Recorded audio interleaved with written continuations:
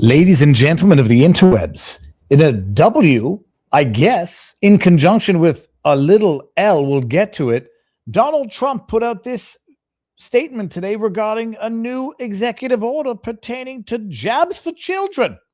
Behold. For long and far too long period of time, America's recommended more childhood vaccines than any peer nation, and even twice as many doses as some European countries, and even more than that.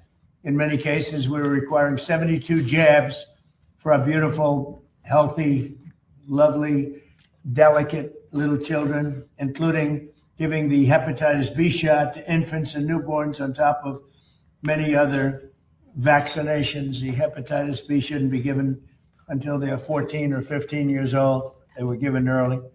Effective immediately, my administration is recognizing gold standard childhood vaccine recommendations for only 11 core vaccinations against the most serious and dangerous diseases, along with the MMR, which hopefully will be split up.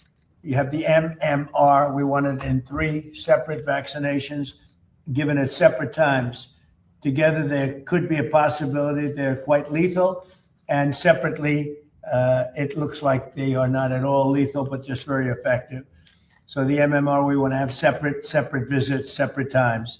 The vaccine being broken into 3 separate single doses, and vaccines being administered in separate visits. For example, at 1 year, you should have 5 separate visits for vaccines rather than getting them all in the same day. And I saw this early on, and I've seen proof of it, where they have a vaccination thing, looks like the size of a bottle of soda poured into a little child's body. And bad things happen in many cases, in too many cases, because this is an explosion. This is an epidemic. We'll pause it, and we'll anticipate that the fake news fact checkers are going to say, Donald Trump suggests the vaccines are the size of a Coke bottle. In reality, they're only 3 small vials, as if that possibly makes the slightest lick of a difference. So at year 1, you should have 5 separate visits for vaccines rather than giving them all in the same day. Very importantly, vaccinations for hepatitis B, COVID-19, and influenza, among others, are no longer recommended for all children. In addition, this executive order directs the Attorney General to advance legal challenges against states that violate children's rights to religious or medical vaccination exemptions for the exemptions. You got to appreciate that this is a small W that many people have been clamoring for a while. We'll see if it gets upheld or contested or challenged, because you know how those folks are. They got to get them jabs into their arms, and mere accessibility to the jabs is not quite enough. They need to be recommended. They need to be on schedules. They need to, at all costs, mandate them on others, because they're so effective, that you need to force others to take them in order to procure the protection for yourself. Even when it comes to jabs for sexually transmitted diseases in newborn babies. I had the discussion with someone, I forget who it was, a while back, and the idea was, why on earth would it be necessary to give a newborn hepatitis vaccinations? And the argument is, well, you don't know if the mother has it and she might transmit it onto her baby. Then the next question was, then test the mother. And it wasn't a question, it was just the obvious retort. Then test the mother, and if the mother doesn't have it, there'd be no need for the baby to get it. And it ultimately comes down to the fact that the hepatitis A and B, or whichever one it is that they give to a newborn, is objectively useless at best, but injecting any foreign substance into a brand new baby newborn is not useless at best. It's fundamentally risky, inherently risky. So you got that piece of good news, which is going to be an executive order to change the schedule so that they space out these shots, because whether or not you're convinced that they are contributing to the outbreak of autism, whether or not you're convinced about that, they are too many, period. There's a wild phenomenon that it's so much more prevalent in these United States of America, the amount that you're expected to or required to take, than any other country on earth. And then the question becomes, is it something unique to America in the health necessity of the general population? Or is it something unique to America in terms of the medical industrial complex, corruption, money-making profit scheme that they've managed to basically get all of these shots onto these schedules, which makes them basically immune from liability. And it's become one hell of a profitable industry for the pharmaceutical industry. Do you understand, by the way, just like whether or not you think there's a correlation between COVID vaccines and autism? YouTube, I'm not saying that there's a correlation. I'm just hypothetically pontificating a question. Whether or not you accept that premise, there's an autism epidemic is the best word, and there's no other word for it. You know what the standard explanation is? Like what we refer to as the conventional explanation for the spike in autism? That there isn't a spike in autism, that the spike is in diagnosis and detection, as opposed to a spike in autism. Whether or not you think it's from vaccines, whether or not you think it's from mothers using Tylenol when pregnant or immediately after giving birth, the conventional explanation by many, just reading from, you can get a good idea as to what the aggregate of the consensus is.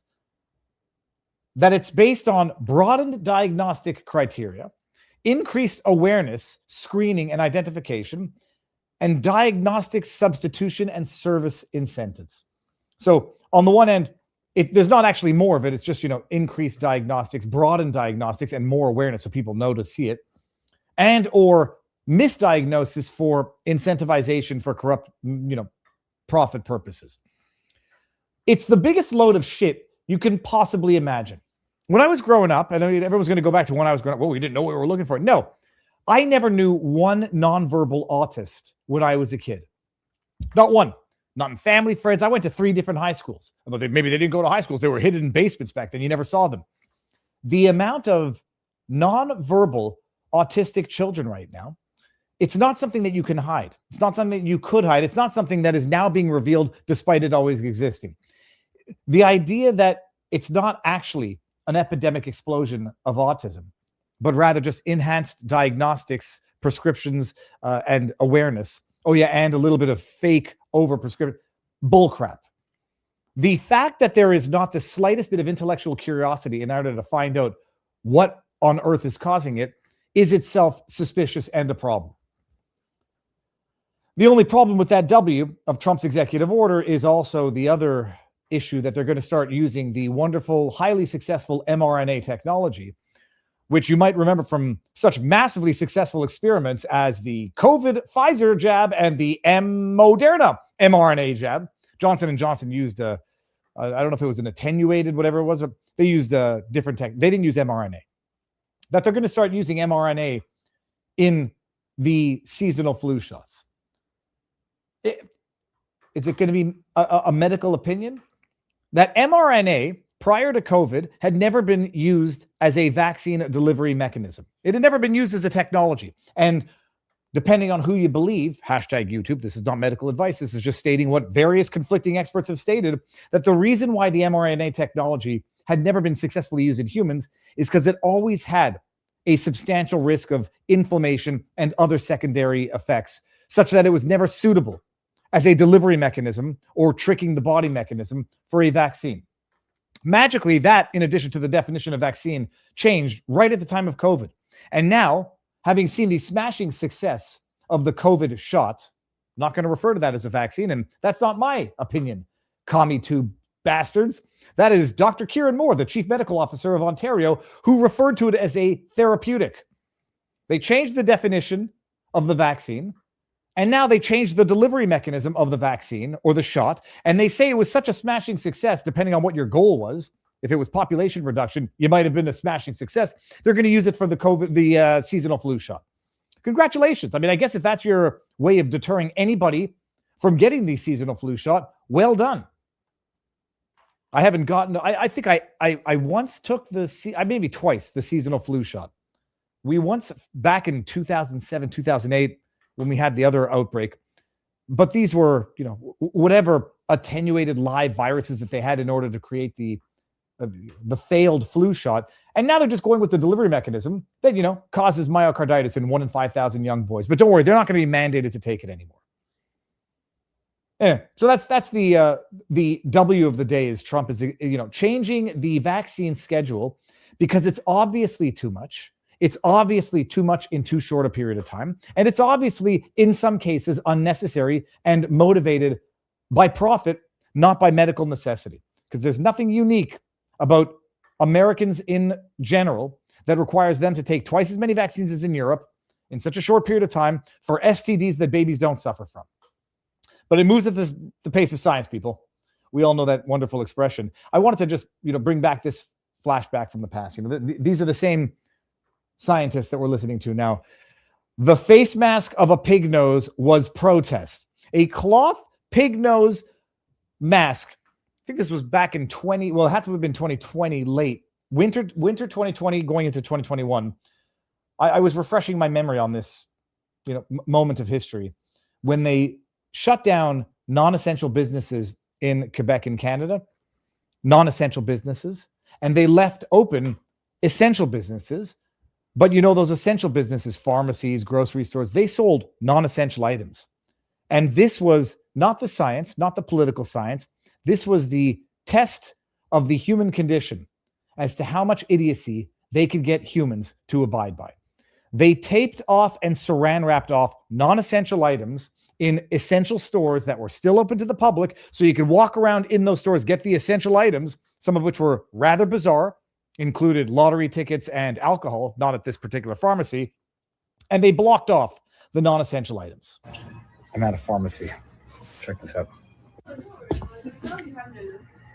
This is not a joke. Socks. Anybody who is asking, socks. Items not available for in-store purchase at this time.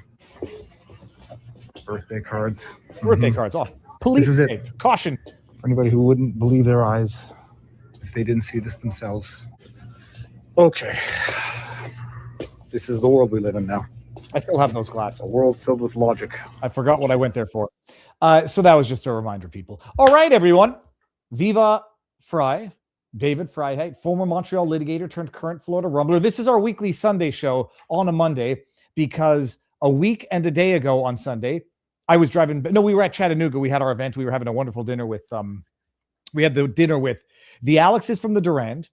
I keep forgetting Larry Johnson, Barnes, Richard Barris, Jack Posobiec was there. And we had our wonderful event in Chattanooga, and we weren't available that Sunday. And yesterday I was flying back from Texas after having done the debate with Brendan Strzok, #walkaway. And we did 2 debates, technically 3.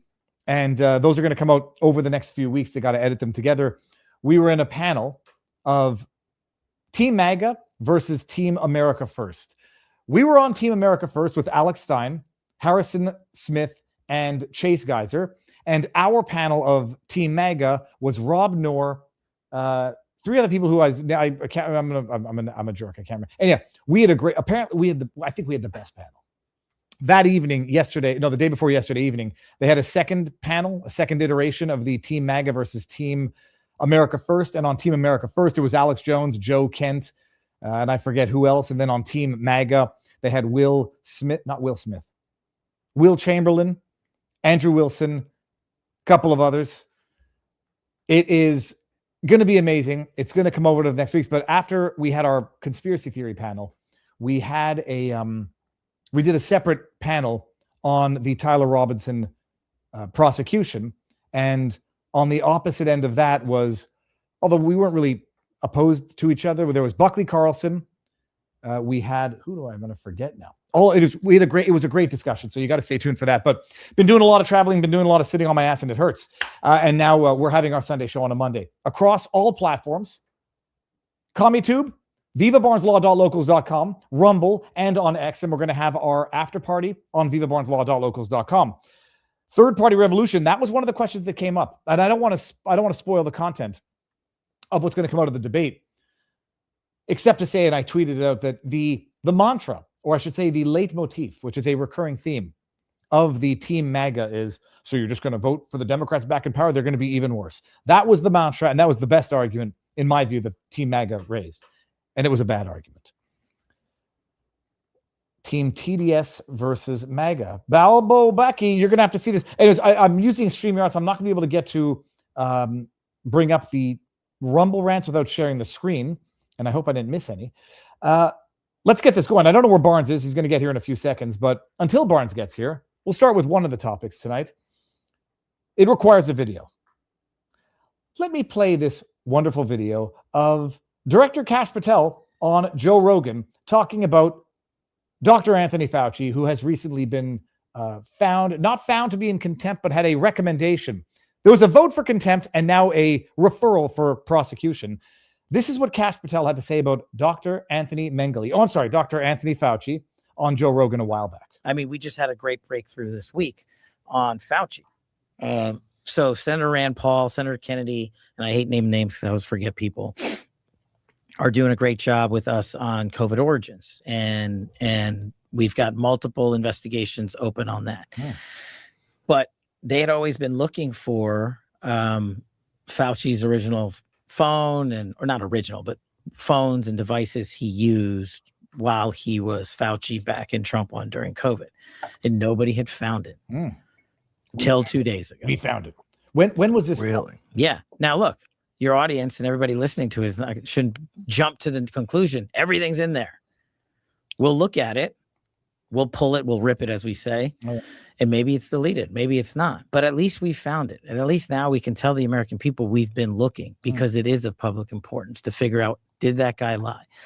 Did he intentionally mislead the world and cause countless deaths? We owe those answers to the American people. And the best evidence ever is always the people's evidence who created it. And so now we're going to go and exploit those hard drives. But I think a victory for the American people that we broke with Congress is that we did find it. We're not done. We're still looking. Now, just so everybody can contextualize, relativize, this was in June 2025, over a year ago.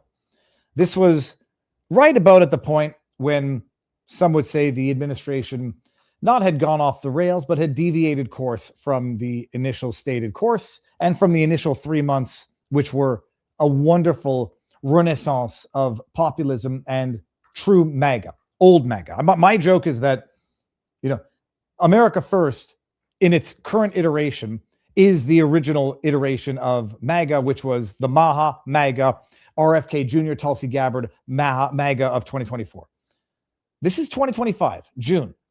We now know a lot more. We've had the Fauci diaries literally be revealed to the public. We now know that Fauci, in fact, lied, in fact, misled the general public. And we were told a year ago that they got his hard drives. I don't know if that was a slip up or that's what his phone is backed up on, and that they were going to look at it. And that was the last we heard.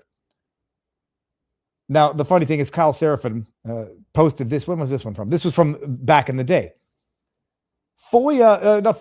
Judicial Watch just, had made a FOIA request to the FBI, DOJ, whoever it is, for Anthony Fauci's phone records. Because now we know that Fauci lied. We know that Fauci came and pleaded the fifth 111 times, has now been found in contempt or voted in contempt, and it's been submitted for a criminal referral to the DOJ. We'll see if they act on it. Judicial Watch filed a motion to compel the release of the records. Now, they filed a motion because their initial request was dismissed, and it's in this document right here. We can go through it. Oh, Barnes is in the house, where they ask for it. I'm going to bring Barnes in right now because I need some big American lawyer brain on what the rules are. Robert, sir, how goes the battle? Good. Before we get into the beginning of the show, we'll deal with this one topic here, Robert. You saw that Judicial Watch filed a FOIA request because whoever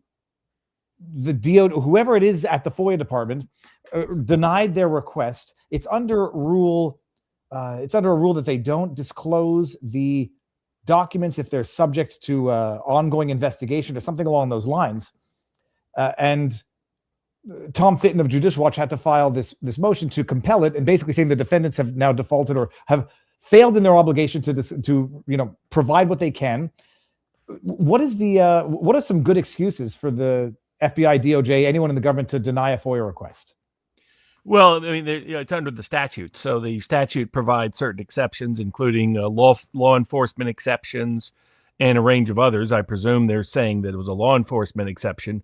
that there's an ongoing investigation and things of that nature. So there's certain. It was the section, whatever it was, section 7E or something like that. Yeah, this is records or information. This is the exception. Records or information compiled for law enforcement purposes, but only to the extent that the production of such law enforcement records or information, A, could reasonably be expected to interfere with enforcement proceedings. Right. And that's what they invoked. So, I mean, first of all, how do you know? How do you know? Are they not implying or suggesting that there's a prosecution or an investigation or proceedings into Fauci, which we don't know about? I mean, if they're denying it on the grounds that there's a pending federal investigation, then that would, suggest that that's occurring. They don't have to disclose much detail to assert that. Often the court can require it be revealed under a seal, confidentially to the court without it getting publicly disclosed. That's how that happens sometimes. Well, okay, we'll see where it goes. But one of my theories also is that it's just stonewallers at the FOIA department who are making the administration look bad by not lawfully disclosing information that they would be obliged to disclose. That might also show that the prior administration, or even potentially Trump, relied on someone who misled everybody and lied and people died. Robert, sir, how goes the battle? Good. So we got a stacked, for the Monday show on the Sunday show, or Monday version of the Sunday show. We've got Fauci. Can he be held in contempt? Can he be prosecuted for that contempt criminally? Does he have a Fifth Amendment? Was his assertion of the Fifth Amendment a legitimate assertion, or were there aspects of it that constituted waiver? So we'll get into that. Trump's new birthright citizenship executive orders. Will that pass constitutional scrutiny? A California and Arizona election laws went up to various forms of judicial challenge. What were the outcome there? The Democratic plan for impeachment that Richard Barris and I have been talking about for over a year, but I guess surprised some people as to what their plans actually are should they take the House in the fall.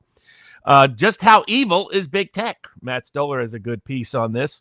A couple of cases that came down on this out of both New Mexico and federal court from California. Southern Poverty Law Center loses their efforts to dismiss the case for claiming vindictive prosecution. The Trump ballroom gets delayed once again, this time by the D.C. Circuit Court of Appeals. The temporary protected status, which appeared to be resolved by the Supreme Court last term, continues to get relitigated in various courts, particularly out of the First Circuit. The Fourth Amendment, when are cell tower dumps a violation of the Fourth Amendment? A big and a very good ruling out of a very detailed and thoughtful ruling by a federal court on whether cell tower dumps are always and per se unconstitutional under the Fourth Amendment. A major Second Amendment implicated case on the National Firearms Act. Is it even constitutional under the enumerated powers clause of Article 1? The third parties, since there's been talk of potential third party that Tucker Carlson, Thomas Massie, Marjorie Taylor Greene, Joe Kent, and others have been talking about. It was a part of the conversation at 1776 Law Center Conference. What are some of the constitutional implications and ramifications of such legal barriers to third-party access to the ballot? The ice masks and sanctuary cities goes to federal judgment out of a federal court in New York. Drag shows for kids, a case we've been covering all the way through, goes to an en banc decision at the 11th Circuit Court of Appeals. And then a couple of bonus cases. Catherine Herridge, the reporter, gets a stay. Patterns involving oral argument that I've long been argued, but they did a recent one of SCOTUS. When can you tell what the likely outcome is going to be based on the number of words and the questions of a justice? We'll get to that and more on this version of Law for the People. And we'll be back to our Sunday schedule next week. And hopefully for the next foreseeable future, we won't have any plans that derail us. Robert, in that time that we were, traveling around, Anthony Fauci came and complied with a congressional subpoena to go and answer questions on whether or not he misled the general public, whether or not he partook in questionable conduct during COVID. By the way, I got this from a member of our community. It's a honey badger, people. Thank you very much for this. Okay. He gets up there. He complies with the subpoena. The question was going to be whether or not he defied it comes and complies with it and answers questions freely because he's that much of a narcissist sociopath, or comes up and pleads the fifth, left, right, and center. And he did something a little bit in between. He shows up, he gives an opening statement that pertains to the subject matter of the hearing, and then he proceeds to plead the fifth, not just on questions that could reasonably or potentially incriminate himself, on questions that had no reasonable chance in any realm of the universe of incriminating him. And then the question became, was that obstruction? To partially issue a statement and then refuse to answer questions on it, to refuse to answer questions that bore no reasonable chance of self-incrimination, and whether or not he was basically obstructing the proceedings. They held a vote to hold him in contempt. They sent it to the DOJ. Now that Todd Blanche has been confirmed, we'll see if a whole hell of a lot of nothing happens. I was listening to you on the Bourbon with Barnes, so I sort of know where you're going with this. I mean, tell people what the prevailing, countervailing theories of law are as relates to, a full refusal, a partial, using it as a shield and a sword, as you said, the fifth, and also not answering questions that bear no chance of self-incrimination.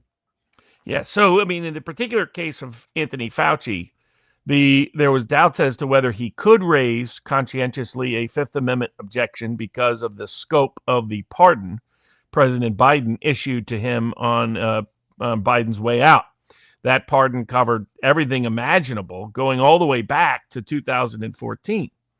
You can assert the Fifth Amendment if you have a reasonable basis to believe that an answer that you give could be used in the chain of evidence against you, either for investigatory or indictment purposes.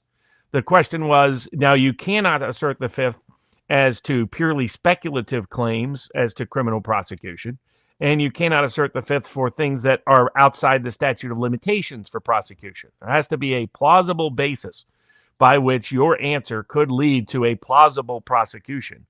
And the question was, how was that the case with Fauci, given the scale and the scope of the pardon that was issued going back 12 years? That covered everything related to his bioweapons lab development.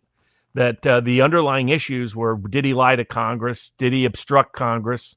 Did he commit false statements in the scope of his federal duties to others within the federal government? It was clear he had misled the American people, but whether that is a crime under federal laws kind of depends on the subject. Generally speaking, it's not. It's, did he mislead Congress? Did he mislead the other members of the executive branch? There is evidence, for those that don't know the backstory, that Anthony Fauci organized and orchestrated development of bioweapons that had been prohibited ever since we passed the Bioweapons Convention and became a signatory to it back in the 1980s. But under the guise that we were doing biodefense, these labs were really developing, well, we're going to develop a new creative weapon so that we can develop an immunity for it, because somebody else might happen to develop the exact same identical weapon. Anybody could look at this and realize that isn't what was going on. They were developing bioweapons. What's the odds that some other lab, some other place is developing an identical weapon? It's just kind of ridiculous. Well, and so just so everybody appreciates that they developed the bioweapon so they can then develop the vaccine cure to it, so they can then implement it or dispense it on an adversary while themselves having the protection. That's the only that's not the legal basis. The legal basis. I know. That's just the matter of fact. They're doing gain of function so they can develop a vaccine because the enemy might happen to develop that exact same bioweapon. That's the theory, evidentiary theory about how this was somehow legal under the bioweapon treaty that, again, we helped take the lead on in 1986.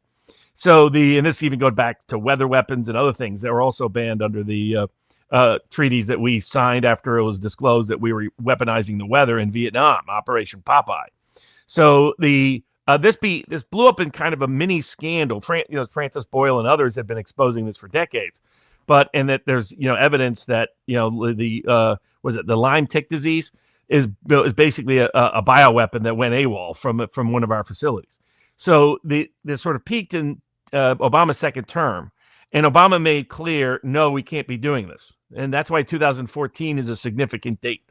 Also, 2014 is when we began using Ukraine after the Maidan coup to develop bioweapons labs throughout there, which Tulsi Gabbard had helped detail. When the last report Tulsi Gabbard put out to the public before she stepped down as Director of National Intelligence was just how many bioweapons labs were out there, how the U.S., 50 plus, many of them tied to Ukraine and elsewhere and into China, and Fauci's direct implication involved in this. So after Obama limits it, what happens is Fauci goes to great lengths to get federal taxpayer dollars to continue to fund bioweapons research under some sort of guise. And as part of it, had his buddies and pals that he was helping to get federal taxpayer funds to develop bioweapons in China. Hold on, Robert. Got to refresh everybody's memory just in case they forgot. Does Ukraine have chemical or biological weapons? Ukraine has biological research facilities, which, in fact, we are now quite concerned Russian forces may be seeking to gain control of. So we are working with the Ukrainians on how they can prevent any of those research materials from falling into the hands of Russian forces should they approach. Bio research labs, Robert. They're not, it's not bioweapons. Which was in response to a Bioresearch. question about biological weapons. So Yeah. and then Tulsi Gabbard detailed it recently. So basically, Fauci was involved in a decade-plus long conspiracy with his deep state allies to continue to develop bioweapons despite federal law and executive orders prohibiting him from doing exactly that. And then what happened, whether deliberately or accidentally, one of these bioweapons gets out in China, creating the COVID itself was a bioweapon created by Fauci's allies and friends in a Chinese lab. And he went to China kind of leaked this out early on when China was being criticized and Trump was calling it the China virus. They responded at the time by saying this is actually U.S. developed. Then they stopped talking about it. But initially that kind of leaked out. And there were long suspicions of it. I knew people that were nurses in hospitals, people who were taking a look at it, the doctors taking a look at it and saying, this COVID has unique capacity to infect in a way that did not look biological in origin. In other words, what made COVID impactful was its ability to jump species, was that, in fact, because it didn't come originally from a species, it was developed by a bioweapons lab for the purpose of infecting humans and being more lethal and more effective than a typical coronavirus would be. And this is what from the get-go, Fauci went to great lengths to cover up, lied to Congress, lied to other federal executive agencies, helped coordinate that conspiracy. Part of that information is disclosed by Robert Kennedy, who put together all of Fauci's internal statements. They called it colloquially Fauci's diary. It was a smart way of Kennedy to sort of portray it and put it all together in that further incriminated what he was up to, including emails and other communications that was trying to dismiss the idea that this came from a lab, that no, it was natural of origin. So there were multiple layers of conspiracies he was engaged in to cover up the extraordinary public health scandal that he was directly implicated in and really the orchestrator and organizer of. That's why Biden gave him such an extended pardon to cover up what was happening in Ukraine, covering up what happened with COVID, cover up the long litany of Fauci crimes that go all the way back to the HIV era, as well documented in Robert Kennedy's book, The Real Anthony Fauci. So with that pardon, Senator Paul, as in charge of his committee, subpoenas him. He shows up at the hearing. And the question was, what criminal exposure could he face given the extensive pardon? Because once you've been pardoned, then you cannot assert the Fifth Amendment as to any of the crimes you've been pardoned for. So there was no plausible federal crime he could claim that evidence could be used against him based on his submission. So that was the first question, was how could he assert the Fifth when he's been pardoned for everything? And then the second question became, how could he assert the Fifth when he selectively asserted the Fifth by discussing the subject matter of the testimony at the very beginning in his opening statement, and then later asserting it? And then could he assert the Fifth to every single question that was asked, given that many of the questions could not lead to any plausible prosecution? I mean, some of it was just his understanding of the Fifth Amendment. So does he have? He's now been referred for criminal contempt of Congress charges to the Department of Justice. Whether Todd Blanche, that's now been given confirmation by the Senate, will actually go forward on that, I have reason to believe he's promised senators he will not bring prosecutions against Fauci. He will not bring further prosecutions against Clapper and Brennan and Comey related to the deep state cases pending out of the Southern District of Florida, but we will see. The fact that he got confirmed leads me to be skeptical of what Blanche is up to, but time will tell. So they can bring the contempt charges. The question is, what are then his defenses? Can he say the contempt is going to be what he did subsequent to the pardon. So the contempt charges are about obstruction post-pardon. If you go back to the pardon itself, and if he pleads the fifth, and the question is, can he? There would be two reasons, two separate questions. One would be, is he pleading it because he's not convinced his pardon is valid? Or is he convinced the pardon is valid, but he's pleading it to avoid self-incrimination at the state level? Those are two separate questions of law, correct? Correct, right. So his defense to the contempt charges would be that he conscientiously and correctly asserted the Fifth Amendment at the Senate, because he did show up to the Senate hearing. And so given that he showed up to the Senate hearing, then he's got to, they don't have contempt on non-appearance. They would only, like, as was the case with Steve Bannon and Peter Navarro, but they have he has an argument. They have an argument because of the selectivity of his objections by giving an opening statement, and then whether or not he had a Fifth Amendment objection to all of the questions asked, and then third, whether or not he had a Fifth Amendment objection to any of the questions asked. So we'll start with the last first. He has two potential arguments there that he has. You have a Fifth Amendment objection to something that can be used in a criminal prosecution against you in the United States. So the fact that he could be criminally prosecuted by a foreign jurisdiction is not grounds to assert the Fifth Amendment. It has to be the United States government or a state government. So then the question is, what federal charge could he claim he could be subject to? Merely being placed into a so-called perjury trap. In other words, where either if you answer honestly, you can be charged with a crime, or if you answer dishonestly, you can be charged with perjury. That by itself does not, I saw some people getting confused on that. That by itself does not create a Fifth Amendment right. You can't say, I have to assert the Fifth because otherwise I'll lie under oath. That's not how the Fifth Amendment works. Now, what he could say is, as you point out, he could say that he has doubts about whether the pardon, because of the AutoPen scandal, that in fact President Biden may not have personally signed the pardon, someone else may have done it on his behalf, and then the question becomes, was that in fact a pardon signed by the president? Whether or not that's the case, if there's any doubt about that, he could say, look, they could come and prosecute me by saying the pardon doesn't apply. And that may be part of his defense. That would be a risky defense to raise, because then you'd have to have a federal court rule on whether or not Biden's AutoPen pardons are legit. Mm-hmm. And I don't think a lot of Democrats or other people want people to have it publicly. That presents an opportunity to litigate the question of Biden's AutoPen pardons. Were they actually signed by the president? Because only the president can issue pardons. Someone on his behalf can't. It's not something he can delegate to someone else. It's his particular personal power under the Constitution. And if he did not, in fact, exercise that power, then there's that becomes the argument. But then he sets himself up in a more precarious position, because that means the feds could come in and prosecute him for all the crimes that he's been pardoned for on the grounds he hasn't in fact been pardoned for it.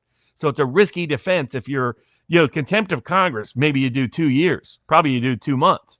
The other charges that he would be prosecuted would be life in prison. So I don't know whether they would really want to practically take that gamble. The other thing he could claim is, as you note, state prosecution risk. It's not clear how the states could prosecute him, because again, like public statements and representations are generally not prosecutable. Most of the perjury and obstruction that he did was to other federal government agencies and institutions like Congress, not to the states that we're aware of. So it's not clear to me what plausible state prosecution could be brought against him. That leaves that sort of open. Hold on, if I may just hypothesize, conspiracy to commit fraud. I mean, conspiracy to defraud. How would it be a defraud? You know what I mean? He's a federal government official who misled people about the nature of the virus. If they're capable of showing that he personally profited from any of this. Yeah, but how is that a crime against the state? You see what I mean? I mean, it was difficult to see, under what operative theory the state would prosecute. Now, a bunch of state attorney generals, maybe they did it for political reasons, said that they were investigating him. I kind of doubted the timing of it, because the timing of it suggests to me that they're almost providing cover for Fauci to say, see, these states say they're investigating me. And consequently, now I can legitimately assert the fifth. But it's not been clear what specific state crimes Fauci committed. And definitely it's the case. What state crimes could he have committed that cover every single answer to every single question he was asked? Most of the questions concerned what he had previously told Congress. So that's where I think there's there's doubts as to the plausibility that he can point to for a Fifth Amendment assertion against state level prosecutions. There's reasons why he would be disincentivized to raise the auto pen objection.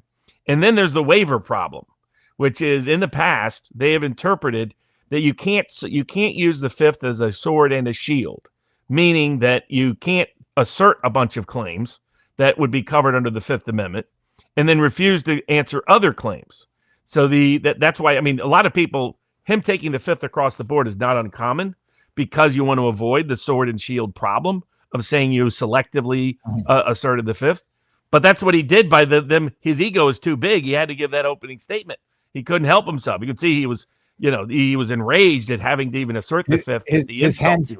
His hands were shaking when he was holding his written statement. It was like it was palpable, either nervousness, rage, or a little bit of both. Exactly, because he thinks he should be worshipped as a demigod. So I hope they do bring the contempt prosecution against him to litigate these issues. It'd be in the district of corruption. So I have doubts that DC federal judges are really going to hold him to meaningful account, but at least try to do it. Credit to Senator Paul for at least trying to do so. And we will see. I think the credibility of his Fifth Amendment claims are in serious doubt. And the problem he also faces is in order to show the Fifth Amendment objection, aside from the waiver issue of whether he waived it by giving that opening statement like he did in response to the subpoenaed testimony covering the subject matter, does he want to really explain to the world what state crimes he could be charged with? I mean, that's kind of like, normally you don't have a situation like this. You normally have someone that clearly, like when mobsters asserted the fifth, everybody knew why they were asserting the fifth. Here it was like, you can tell it shocked a lot of the liberal media that had long defended him, that semi-worshipped him, that they didn't understand. Why is he asserting the fifth? He's been pardoned on everything. Oh, maybe this kind of looks bad after all. So you saw some lingering doubts even at the CNNs of the world. But the bigger one is for him to legally defend this in court. And that's why I hope they at least bring the case against him in court. Is he's either got to attack the auto pen pardons, or he's got to detail all the state crimes he may have committed. And so I would like to see that list, personally. I'd like to see what crimes he recognized he could be prosecuted for. Robert, just to speak to his pathological narcissism, this is a photo from his office, which has paintings or other images of himself in his office, which maybe photographs, I don't know, is it normal? He had his own bobblehead in the backdrop of one of his interviews. A man who idolized himself as much as he expected others to idolize him. I remember it was from his diaries where he said, I met Jared Kushner. I think it was Jared Kushner. He says, he respects me more than Trump, or he clearly respects me. It was such a bizarre thing to write in your own freaking government diary. But the man is pathological. All right. So we've submitted. The vote is to hold him in contempt. It's been referred to the DOJ, now under Todd Blanche. And then the question is whether or not they decide to pursue this. Trump came out and said, I want to respect the pardon. It's the most powerful tool of the presidency. And people were jumping down Trump's throat. I was saying that I don't necessarily hear that or read that way. He might be saying, yeah, I respect the pardon when it's validly issued, but not a fraudulently issued pardon. No, he's made clear he's not going to pursue the auto pen cases at all. Well, so he shut him down. And the reason is, as has been leaked, he doesn't want anybody to challenge the pardons that he plans on issuing, which is a good transition into what the Democrats' impeachment plan was. It was the second favored topic at vivabarneslaw.locals.com. So don't hold your breath for any justice for Fauci. But Robert, my interpretation is he won't challenge validly issued pardons. He'll just say auto pen issued pardons are not valid. Make sure to sign. Well, let me rephrase. If they're fraudulently issued, if it's not Biden, if there's proof that he had no idea they were being issued, it's a fraudulent. It's a But forged Trump document. has told the DOJ he's not challenging any of it. I'll choose to not believe you there, Robert. Sorry, that ship has unfortunately sailed because he's so planning now- on lots and lots and lots of pardons. Yeah, but just make sure to sign it with his own hand. They'll be unimpeachable. Oh, even he if will. they- He will. Yeah. Now, I read that article that you gave me about what the Democrats are planning to do by way of setting up investigations to go investigate the companies that may or may not have profited, potentially corruptly in Trump's first 2 years. Palantir, anything involving Elon, they're going to go after, and any of Trump's, I would presume, some of those Bitcoin ventures, and I won't even name names. Robert, when I was reading through that, people are going to say, Robert, are you giving them advice behind closed doors in terms of how to do this? Because it's exactly what you have been saying for the last year and a half. You're saying, at first it started off with, he'd better watch what he's doing because he's giving them legitimate grounds for impeachment. And then you got gradually angrier and angrier to the point where he's going to get impeached and he's going to deserve it, not necessarily because this is what you wanted, but because it's what it's going to be as a matter of fact and law provable in terms of what's going on in this White House.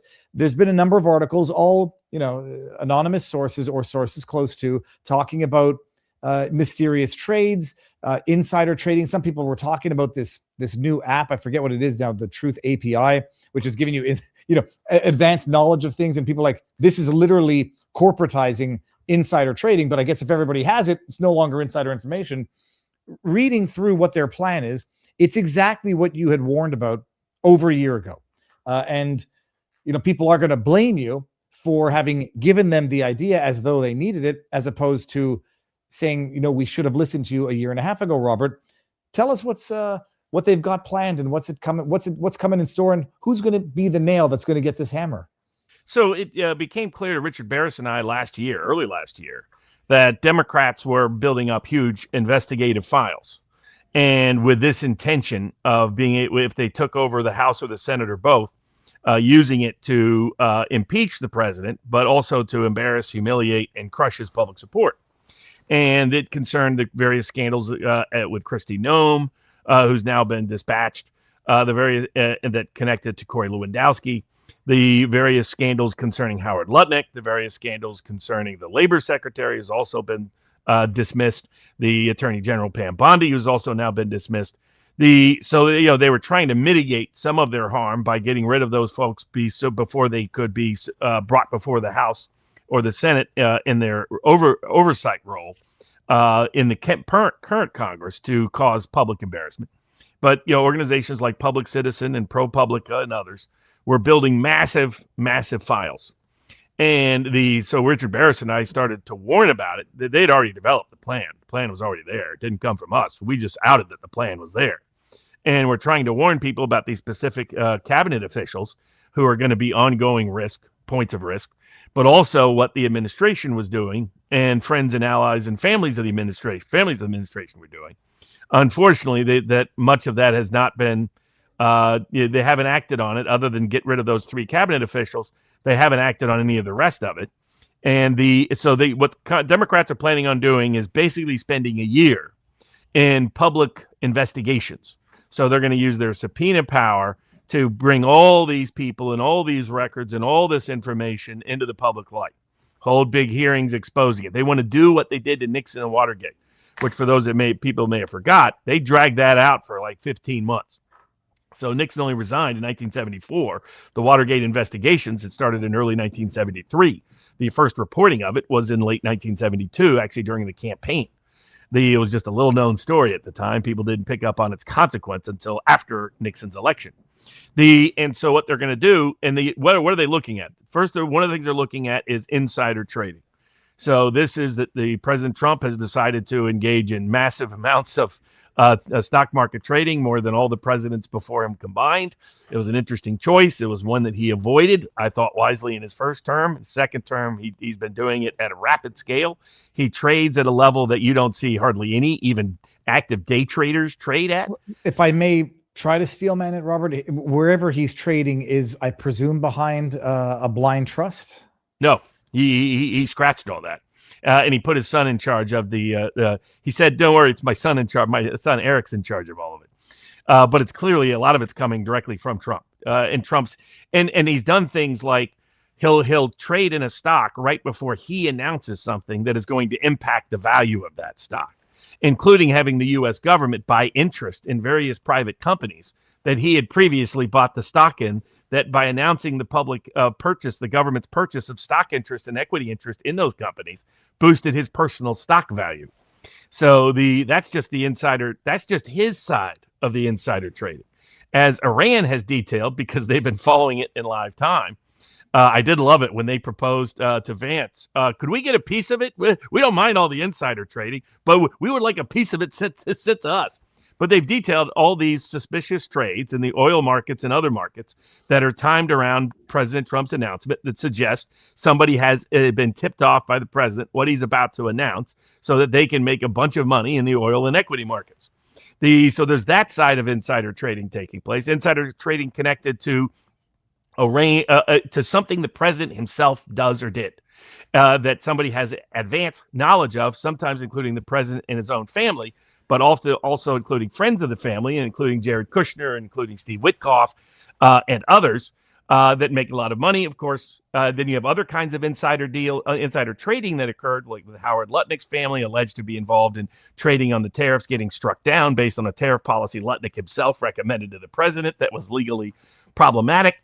And so you've got they're just going to expose all the people making lots of money around Trump. The second part is the insider deals that have taken place. The Pentagon has been weaponized, and other agencies have been weaponized to enrich a bunch of Trump friends, family, and allies. This includes everything like in Kazakhstan, they announced the U.S. is going to get into a deal with Kazakhstan to get a bunch of rare earths and other related materials, and somehow the company that gets the bidding ends up only being one company bidder, and by coincidence, somehow they're connected to the Trump family. There's a bunch of these going on. There's Don Jr. that set up an executive club that you pay $500,000 to meet members of the cabinet. There's other Pentagon deals that have been done with companies that are formed with Trump allies or Trump donors or Trump family members, or all three in some cases, where they're getting lucrative deals. This is a species of what Kristi Noem and Corey Lewandowski were doing. Notice that after they sacked Kristi Noem, that prevented immediate hearings on those issues, but it doesn't prevent hearings on it in 2027. So they're going to go through all of those sweetheart deals that Kristi Noem did for people, that Attorney General Pam Bondi did for people. Attorney General Pam Bondi was getting lobbyist cash from Pfizer and other big corporations. One of the first things she does when she takes over the Justice Department is shut down all Foreign Corrupt Practices Act investigations into Pfizer and other major corporations that were either donors or direct payment of contributors, direct clients of hers. The Public Citizen went into great detail on the whole long litany of this. So you have the insider deals and you have the insider trading. Then you have the profiting from the war itself. This is going to look very bad politically, but you have the Trump brothers involved in an Israeli drone company that ends up getting contracts that only become particularly lucrative because of the war with Iran. Things like that are going to look really, really bad. Then you have the front running the markets, which is what you're talking about. For $100,000 a pop, you can buy interest into Trump's Truth Post before they go public, in order to do what? Front run the markets. Who came up with this idea? I have no idea, but I mean, there's a whole new scale of things. It's like they looked at what Hunter Biden was doing and the Joe Biden did, and it's like, you guys are like street level drug dealers. Let's show you how to run a drug cartel when it comes to this kind of level of corruption. But that's not all. One of the cesspools of all of this that I've been talking about for quite a while, warning them about, is the pay to play at DOJ. The most egregious version of this, but not limited to this, is what has been happening at the antitrust division, where basically people like Mike Davis, who doesn't register as a lobbyist for a bunch of these big corporations, will lobby the administration to bring an antitrust case, then go to the target of the antitrust case and saying, I can get it killed for a nice fat fee, and then gets it killed. and as well as existing cases. So that basically a bunch of antitrust cases got killed at the Justice Department in this pay-for-play scheme involving Mike Davis and who works for Mike Davis, Will Chamberlain. And did they register as lobbyists? They did not. It's going to blow up in the Paramount deal right now that's in litigation by the state attorney generals. When the antitrust division recommended rejecting the merger of Paramount and Warner Brothers, why did the chief people there not go along with that recommendation of the career antitrust lawyers there? It's because all the conscientious people were fired. Every single person who came in under Trump, but it was a appointee of Trump, deep ties to J.D. Vance, every single one of them was fired. All of them. Why? Because they were out exposing various levels of corruption that was taking place in the Justice Department and the antitrust division, making millions of dollars for the likes of Mike Davis, who didn't even properly register as a lobbyist for these companies, which is itself a federal crime. Let me respond to this one. Die Rich ENT sounds like a CNN segment. No, it doesn't, because you actually have a smart lawyer who's been laying this out for a long time now. And whether or not the people that are going to be blindly supportive of Trump, that's not who the Democrats are planning on reaching. They're planning on reaching the independent normie, the average voter who's not a partisan voter, who's not Trump or die voter, and that voter group is going to be the Trump or die voter is shrinking and shrinking and shrinking in live time. It's around 20% of the country now. His approval ratings are in the 30s. So he has the lowest approval ratings of any president going into midterms. This is why the midterms, some of us told him it was in President Trump's own interest to mitigate Democrats taking over the House and the Senate, because this is what was coming. We also encouraged them not just doing this in the first place. I mean, the find otherwise may be pleased to monetize the office other than this. President Trump has made more money for his friends and family than any president in American history has done in less than 2 years of his second term. This is exactly the opposite of his first term, where he was one of the first presidents since John Kennedy to lose money after being the president of the United States. Now he's decided to reverse that. And this doesn't even get into the crypto rug pulls. And the issue with there is who was helping prop those rug pulls up. So this was the Trump coin and the Melania coin and these other coins where only Trump and family and connected insiders made all the money and your ordinary person just got hammered. The problem is who else was investing in some of those meme coins. It includes people connected to the Epstein class. The people that are identified in the Epstein files. And in particular, it involves people connected to the Israel lobby and people connected to the Saudis and the Emiratis. So they're going to be able to link the Epstein file corruption to Trump family politicization, the political power, abuse of power corruption. And that's what they're planning on doing. That's why they should be doing everything possible to mitigate the risks of losing the House or the Senate, least of all both, in November, because otherwise it's going to make Watergate look like child's play in comparison. So this is what people are telling me. They say, Viva, there's no chance of losing, which one is it, the House or the Senate? There's no chance of losing the Senate. Yeah. The House are probably going to lose. And even if they lose the Senate, it'll be 52 Democrats to 48 Republicans. So there won't be a chance of reaching the 60. 67 that would be required for conviction. The problem is they're just going to bleed them out in live time. Even if they don't secure a conviction, they're going to tar and feather them politically and publicly with all of these scandals. These are things they could have nipped in the bud back when Richard Barris and I were warning about it last year, saying, look, there's a major problem, reconsider this approach. And instead they've doubled down on the approach, and they've been more blatant and more brazen in what they've been doing. I mean, selling advance access to your truth post for $100,000. I mean, a pop. I mean, well, why would you do that? I mean, everybody knows that somebody can front run the markets, meaning that your truth posts are meant to manipulate the markets. This is not good. Who came up with this idea? Now, I think they have some legal defenses, such as look at Witkoff and Kushner. Neither one of them are federal employees. By doing so, they're not governed by a range of ethical restrictions on their course of conduct. This was Rubio's defense of, hey, they can do whatever they want. They're private citizens, and we're just employing on the upside, if you will. The problem with that is that it will look bad politically, even if they have a technical legal defense of it's the president, so he's immune, he can do what he wants. And these other people are private citizens, so they can do what they want. There's issues about whether insider trading even applies to the commodities markets, depending on how you interpret certain laws. And so I get where they think they have some legal defenses. Does it meet the legal standard of high crime and misdemeanor? But given how politically those things have been defined historically, and it's just whatever Congress chooses to call it ultimately, because they're the ultimate adjudicator of it, it's not likely going to be an effective defense against the House and the Senate.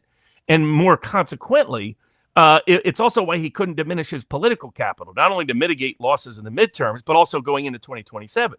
If his approval rating is still in the 30s, it ain't going to go up with these. Congress Democrats plan on scandal after scandal after scandal, day after day, week after week, month after month. They'll even shock some of Trump's hardcore supporters. And it's definitely going to lose the normie vote. And the goal is to get him down into the 20s. And then Republicans in the Senate, who can't wait to play Brutus and knife him in the back anyway, because almost all of them despise him for a range of personal and political reasons, will do exactly that and will sacrifice him. And this is why, playing this game was not a wise strategy, and why diminished political capital was not in his own long-term self-interest, because if Democrats win the House or the Senate or both, this is all he's going to face through 2027. And he's not probably going to come out on the upside of this when people find out some of the unfortunate, ugly details. You can't go into bed with the Mike Davises of the world and expect to come out clean. Is there, assuming what you're saying is true, is there any exposure for potential? I mean, impeachment is one thing, but for criminal misconduct. That's why he's going to pardon everybody. That connects to the pardon. He's told everybody, if you're within 250 feet of a deal with El Jefe, you're getting a pardon. So he's planning on pardon Kushner, pardon his kids, pardon his friends, pardon his allies, pardon the cabinet people that may be implicated. He's going to pardon everybody.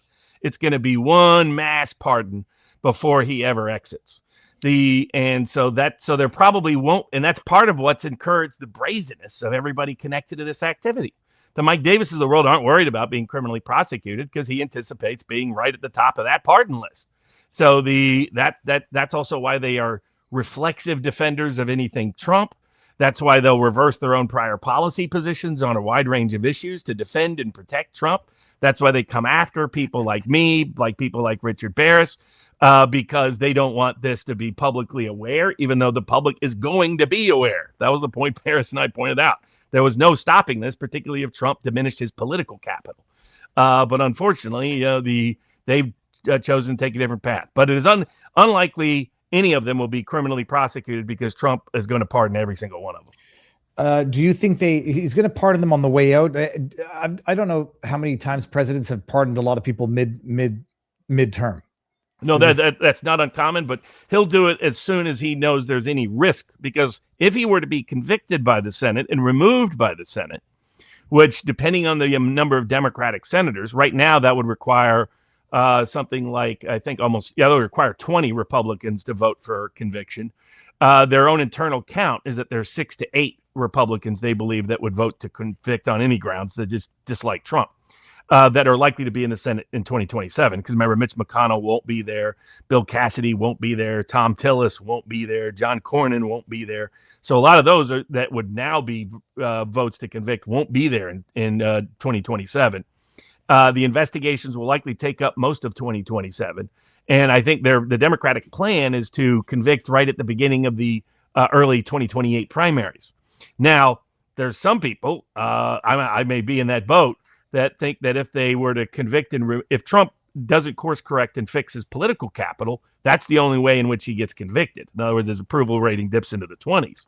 That would actually afford Vice President Vance the opportunity to be president and prove those of us who have great confidence in him correct that confidence is warranted. It may actually reverse course before the 2028 elections, Gerald Ford style, that actually could hold the White House in 2028.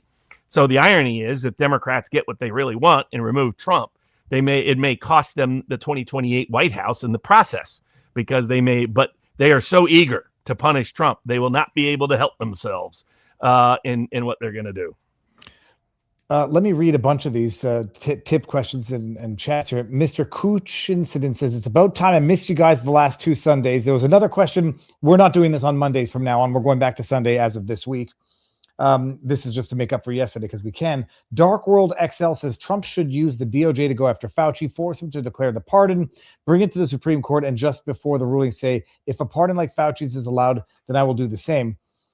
Let me see what we had over in Rumble before we move on to the next topic. And we're going to get all the tipped questions afterwards in our Viva Barnes Law after party. Enjoyed your Biltong USA order. Please leave a review when placing your next order at biltongusa.com.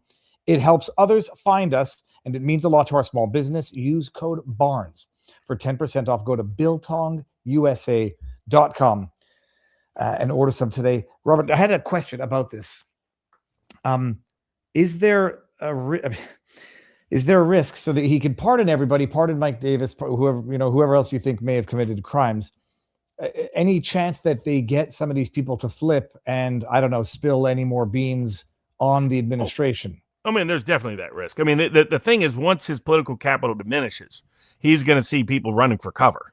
And that will include, I mean, does anybody think, Soros, Scotty Bessent is lifetime loyal to Trump? Howard Lutnick? You think that guy's loyal to Trump? If his own neck's on the line? I mean, this is a guy who helped line his family's pockets and sabotage Trump's own tariff deal with his own bad advice. So a lot of these people are utterly untrustworthy. The problem with having a cabinet of cowards, a bunch of sycophants surrounding you, is those are the people that they don't give you honest advice when you need it because they don't really care about protecting you long term. They care about protecting themselves. And when they prioritize themselves by not giving you the advice and information that you need, it means that they will easily sabotage you and betray you the moment they can. And they're going to have massive incentive to do so. And if they think they could be white knighted, if they think they could be promoted by the media, the Democratic Party, and the political elites by sabotaging and throwing Trump to the wolves, they will do so quickly. And that's what some of us have been warning for a long time. Unfortunately, I guess they're just going to have to experience it. One would rather that not happen. But there may be a rainbow amongst those clouds because if it leads to an early President Vance, I think the White House could actually be preserved from a Democratic trifecta in 2028 that would otherwise be the likely outcome if things don't change drastically between now and then. All right. That's a little black pillish. I do appreciate, can Trump, hypothetically, stuff hits the fan, can he resign as president, or can he? Oh yes, of course. I mean, that's what Nixon did, of course. He'll want those. I don't think he'll trust Vance to sign those pardons. He'll sign those pardons himself before he leaves the door. That's a. But his, most people's belief is that his self-confidence, others would say ego, is too great to ever. I mean, this is a person who can't admit that we lost, that the Iran war was a really stupid idea. He's still pretending that we're winning it somehow. So, but hypothetically, he resigns. There's nothing they can do to impede the automatic ascension of J.D. Vance. No, not at all. Zero. Okay. Zilch, Zunka. They would have to try to take Vance out before then, and Vance is mostly removed from all of these issues and isn't personally involved, nor is family and friends involved. So there's that issue, and then the second issue is trying to take Vance out before is unlikely to be successful. And then they would impair their efforts to take out Trump. The other thing to remember is there's going to be a bunch of senators who are going to be imagining themselves president in 2028 in the next Senate. People like Ossoff from Georgia and more, and they will want to take the lead on taking Trump out, so to boost their bona fides for their 2028 Democratic presidential nomination. So that's why it's likely to go down that path. Again, the white pill and all of it. Maybe Trump course corrects between now and November. Maybe he course corrects after November in such a way he builds up more political capital, or it leads to Vance's early presidency. Those are the potential white pills amongst the black pills. That is what's probably coming. And one of the questions in our locals community was, has J.D. Vance stayed sufficiently clean? And the answer to that is yes for the time. Oh yes. What do we move on to, Robert? So we got Trump's efforts to course correct to a degree on the birthright citizenship issues. We've got election cases. Big tech is pure evil. We're going to cover like 4 different clauses of the Constitution and at least 4 different amendments tonight. So it's a constitutional crash course in the number of cases that we got. What the heck was it? Let's do the birthright citizenship one, because I was reading through both executive orders, And one of them was a little bit more, the second one was a little more confusing to me, but now I don't remember which one I read first. There was one basically that said, if you're coming into the country with the intent to deliver a baby, then you've either vitiate your visa after the fact, or we're not issuing you one before the fact, which, I mean, that's obviously, it goes to fraudulent misrepresentations on your visa application, which I can understand is even an ex post facto way to annul your visa and say, declare it null and void, get the hell out. How does that resolve the issue of a baby born on American soil? The mother will have her visa vitiated. The kid will still have been born here. They're going to annul whatever, or they're going to impede the hospital from issuing documents to the child before they expel the mother. Their goal is to prevent it in the first place. So it's basically what he's done is he's looked at the Supreme Court case, and they've come back with a more limited birthright citizenship executive order, which is that if you're the daughter or son, or you're any affiliation, your parent with a foreign government, then they can be excluded as having birthright citizenship. That if you're, and then they expand that to include if your parents are part of a non-government, an NGO, a non-governmental organization that is immune, that enjoys any degree of immunity under U.S. law, so like UN, things like that, then you also would not be considered a birthright citizen. That if you are the child of some parents who are alien enemies, then the question is how you define that, how you describe that. But that they want to include that as a category of people to exclude from citizenship. And then it's the last effort is what you referenced, the birthright tourism, to try to, or birth tourism, to limit and constrict that by what kind of ships are considered to be in U.S. waters for the purposes of citizenship, and to try to deny the visas in the first place. So to deter and discourage that.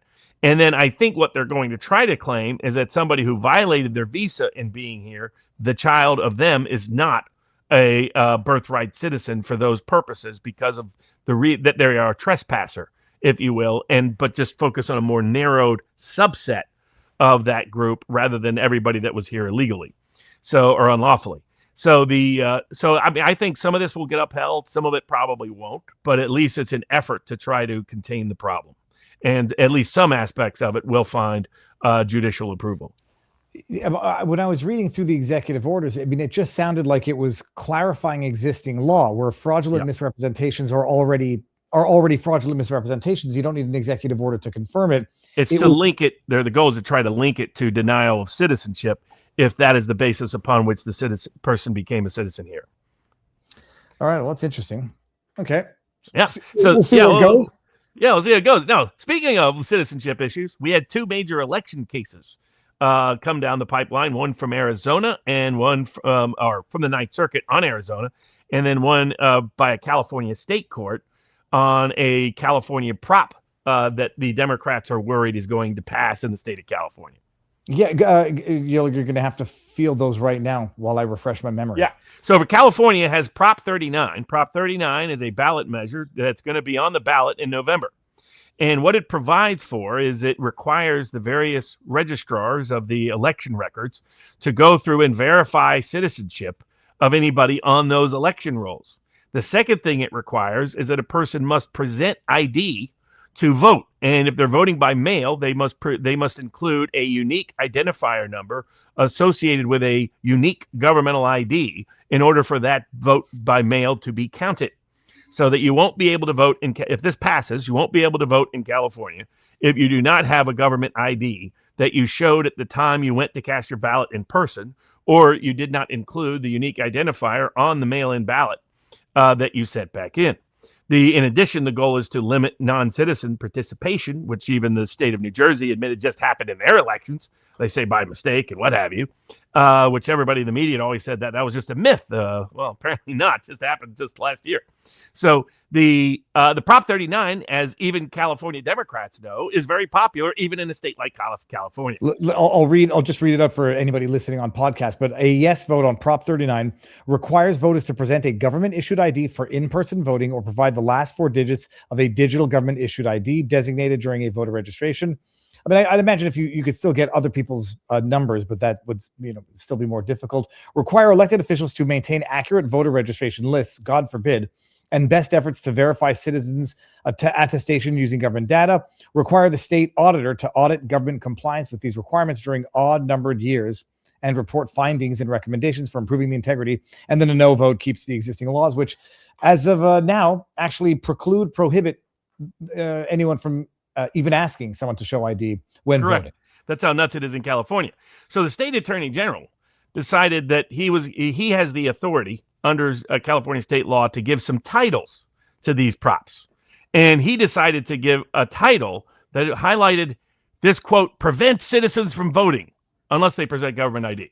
But he focused on big bold print, big bold, all caps, prevent citizens from voting, trying to get them to. And so people sued that want the prop to pass, saying the attorney general is being misleading by highlighting it in such a way in the language. And the language requires that there be no false or misleading information in describing the proposition or in the substance of the proposition.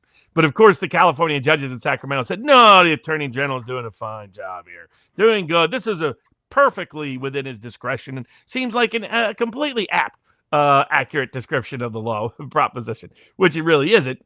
But that's not going to change anything because it's still highly likely to pass in California. So, I mean, Hawaii, for example, was surprised. They just did a ballot on gay marriage.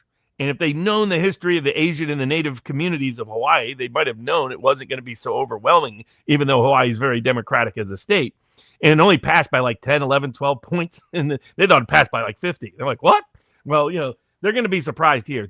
My prediction, this proposition, despite the California State Attorney General's efforts to mislead, despite the efforts of the California courts to cover up for that misleading and abuse of discretion, is still going to pass because most Americans, overwhelmingly of both parties, believe you should have to show government ID to do something as consequential as vote.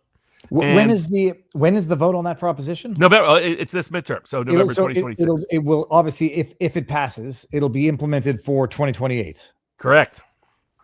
Okay. Would that be a credit to those prop folks? That's using direct democracy in the effective way by getting the petition signed, by submitting it, trying to contain the attorney general from going AWOL. He did what he did. They did what they could.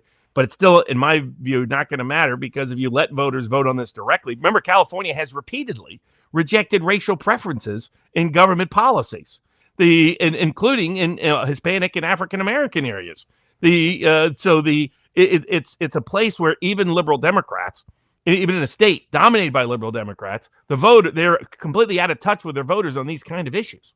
And so I think it's still going to pass. And if you can restrain it in California, then that's one of the most consequential states where you can restrain this abuse of both non-citizens but having risk of voting and illicit mass mail-in voting without identification. I wonder what impact that would have on migration or illegal migration to California, where now if they can't, they might not have any incentive to be a sanctuary state, sanctuary city, and let in all of these illegals that they were exploiting for additional seats and for potential. Yeah. Their voting motivation would diminish. Now, maybe think they'd go to Arizona, but Arizona that had a court enjoined two statutory provisions that they provided for, and what it was the state registrars had to cancel anybody that was improperly registered. In other words, if somebody moved, they got notice of the move, they had to cancel it immediately, not wait forever. If they move counties, they have move to counties or moved and lived outside of the state. And if anybody helped them vote from outside the state, then that is now a felony. Remember, we highlighted in 2020, a young African-American man came forward and said that his ballot that was cast in Arizona was not cast by him because he had moved to Nashville, Tennessee. Of course, the rhino governor there of Arizona did nothing about that and certified the election anyway, despite the fact there was never an answer of that.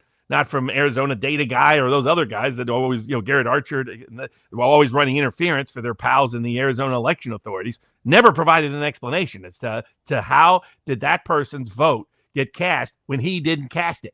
It was, again, also Arizona 2020 election, and a challenge brought by Kelly Ward detailed how, in fact, when they did a Democratic Party hired expert, looked at the signatures and just did a sample of the signatures to match it against their known signature versus the signature on the mail-in ballots, found a discrepancy that was 100 times greater than was necessary to throw out the Arizona election. A judge found an excuse to just ignore all that evidence. But that was one of the few cases that developed such evidence. So that's an issue in Arizona. Even the governor had to effectively capitulate because of how popular these election law reforms are. So the federal court stepped in. Well, so and as they said, there was initially an injunction issued which prevented the application of these two laws. The cancellation, the felony provision made it a felony to knowingly provide a mechanism for voting to a person registered in another state. How is that not already voter fraud?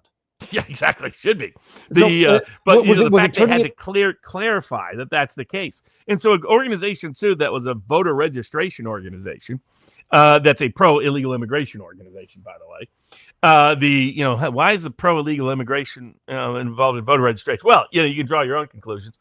Now, the Ninth Circuit then took it up en banc, and that means the whole circuit took it up. And they said that, first of all, they don't even really have standing to bring some of these challenges. Again, I'm not a fan of standing, still not a fan of standing, no matter who it applies to, who it doesn't apply to. But their point was that this organization is not impacted by it, which in my traditional view, that's not having a cause of action rather than call it standing. But then they also said the felony provision wasn't as broad. They said just trying to register somebody doesn't do that. The mechanism or device is if you help them cast the ballot.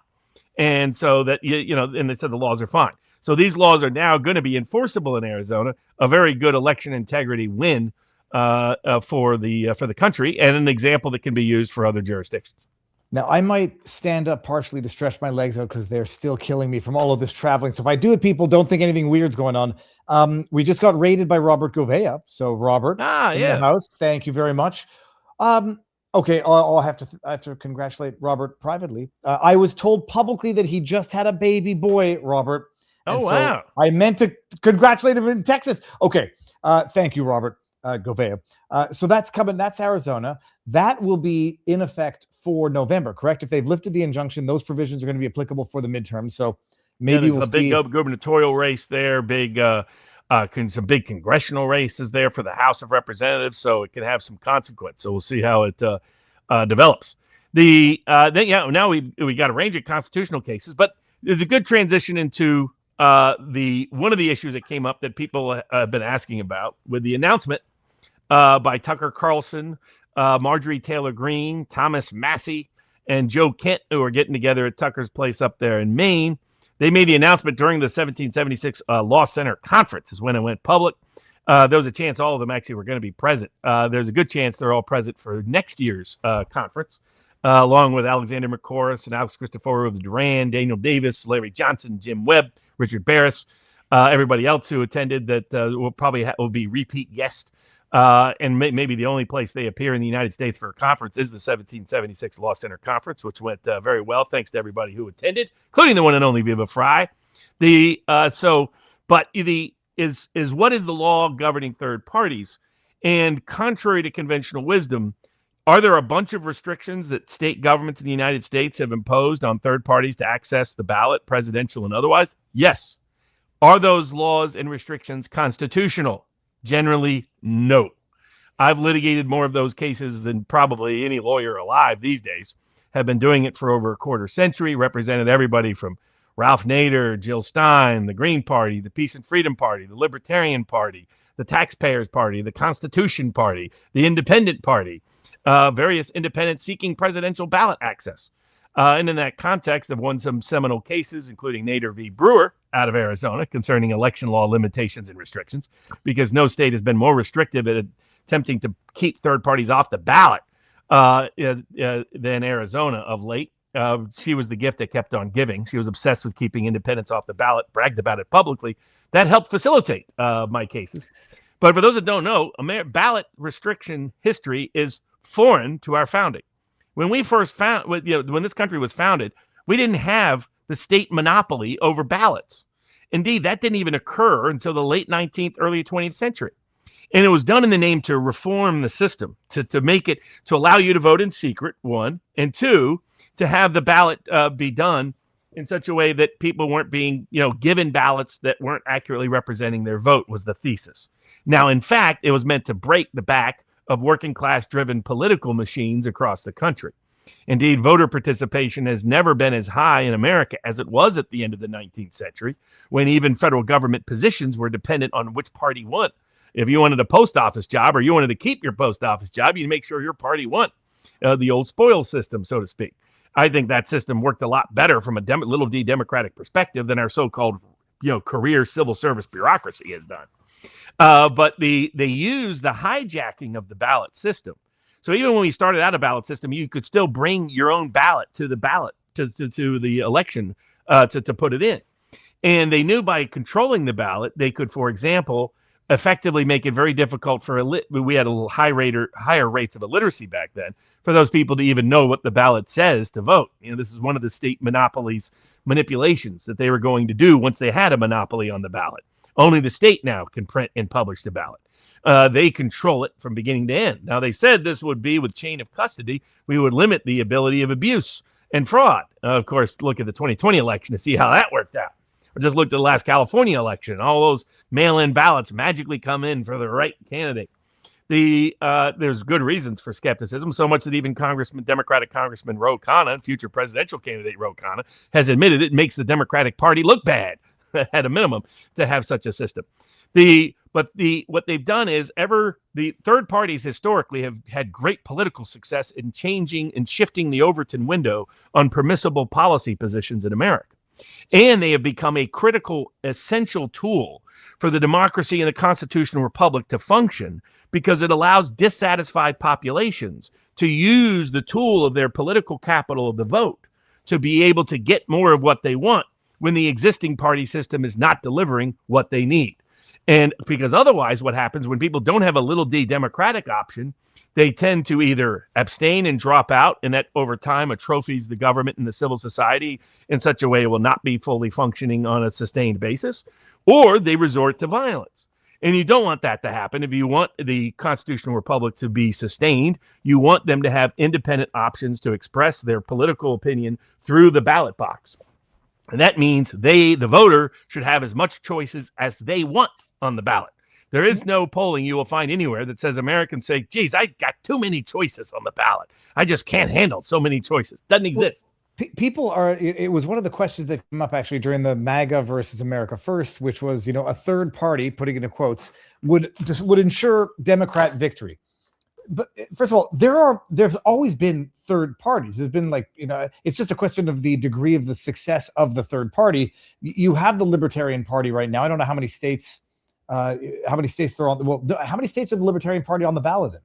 So it varies. Libertarians have some of the best ballot access.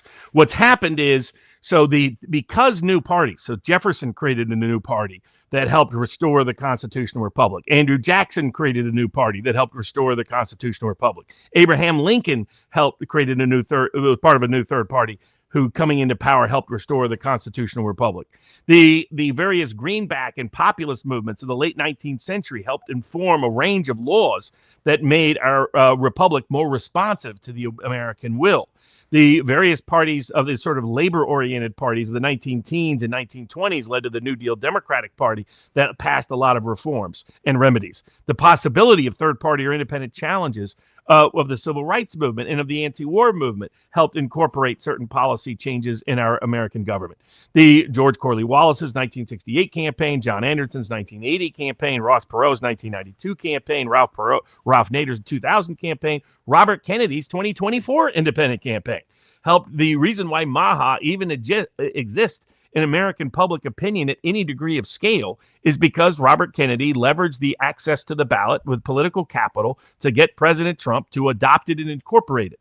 What typically happens is one of the two parties recognizes the success of this independent third party and remolds its positions and policies to incorporate those ideas and objectives of the new third party, thereby becoming the winning party within the two-party structure. That's the most common, but it is not the only outcome. The other outcome that can come about, like what happened in 1800, like what happened in 1828, like what happened in 1860, is that new party simply replaces one of the existing parties. So politically, running as a third party or independent candidate has been the only way you get certain issues into the court of public opinion, and it's the only way you get one of the two parties to adapt to those policies or positions. And if they refuse to or fail to, you are able to potentially replace that party system to keep the constitutional republic alive. So there's no guarantee as to which way a third party or independent candidate may hurt either candidate. But the third parties only emerge with popular and public demand when the two-party system is failing some large constituency of the American people. This is one of the arguments. Set aside the fact that Tucker's third party now is just sort of like a political committee that has it's not an official in any official capacity yet. Everyone has a reflex of saying this is going to guarantee Democrats the victory. Other people observe that there's as much fracturing on the Democrat side as they progress, further and further left, that it's not necessarily the case. And had RFK Jr. run as a third party to the end of the 2024, I mean, it's still a debate as to who it would have helped and who it would have hurt. I mean, if you take a guess, I mean, on the one hand, if it's a Tucker Carlson type third party, nobody on the left is going to have anything to do with it. Or do you think there would be any? Well, I think there'll probably be some crossover there, but we'll see. But I think in terms of how it works politically, depends on how the two-party system reacts to it. So it's up to the two parties. This is what I long argued in favor of Robert Kennedy's 2024 campaign. Was I felt the only way either party would adopt Maha principles was through his candidacy. Otherwise, they didn't have enough institutional incentive to do so. And look at what happened. Trump saw it's only by developing that political capital that you could get one of the two parties to adopt that position. And if they don't do it, like they didn't before Andrew Jackson and like they didn't before Abraham Lincoln, then you get an Andrew Jackson or an Abraham Lincoln, and that's the natural consequence. Again, it's like, I find always fascinating people saying, oh, whatever. For people who believe in the free market of ideas and a free market in general, to run around screaming, please, no competition, please, no competition. That shows you how weak your product is. You need a duopoly in order to sell your product successfully. Your product must be crap then, right? Saying, oh, geez, we can't let stevia compete with Pepsi and cola because we love cola and Coca-Cola now could get defeated. If they get defeated, they deserve to get defeated. Because they did not successfully persuade the American people of the wisdom of their set of policies or ideas. Now, because of the success in the free market of ideas, the reason why a third party has not taken over in American politics in the last century plus is because the two parties get together and conspire and write crazy, preposterous, ridiculous laws to keep third parties off the ballot. And they do it first of all, sometimes they'll say, well, in order to get on the ballot, you can only petition in this time, but this limited time period. That's one scam. They use time to do so.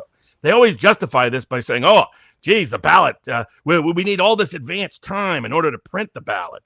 And we don't want too many candidates on the ballot because that will just confuse the poor voter, which even Justice Scalia has admitted in Justice Brennan's biography in his memoirs, said that they call it the telephone book excuse. We'll have a ballot as big as a telephone book.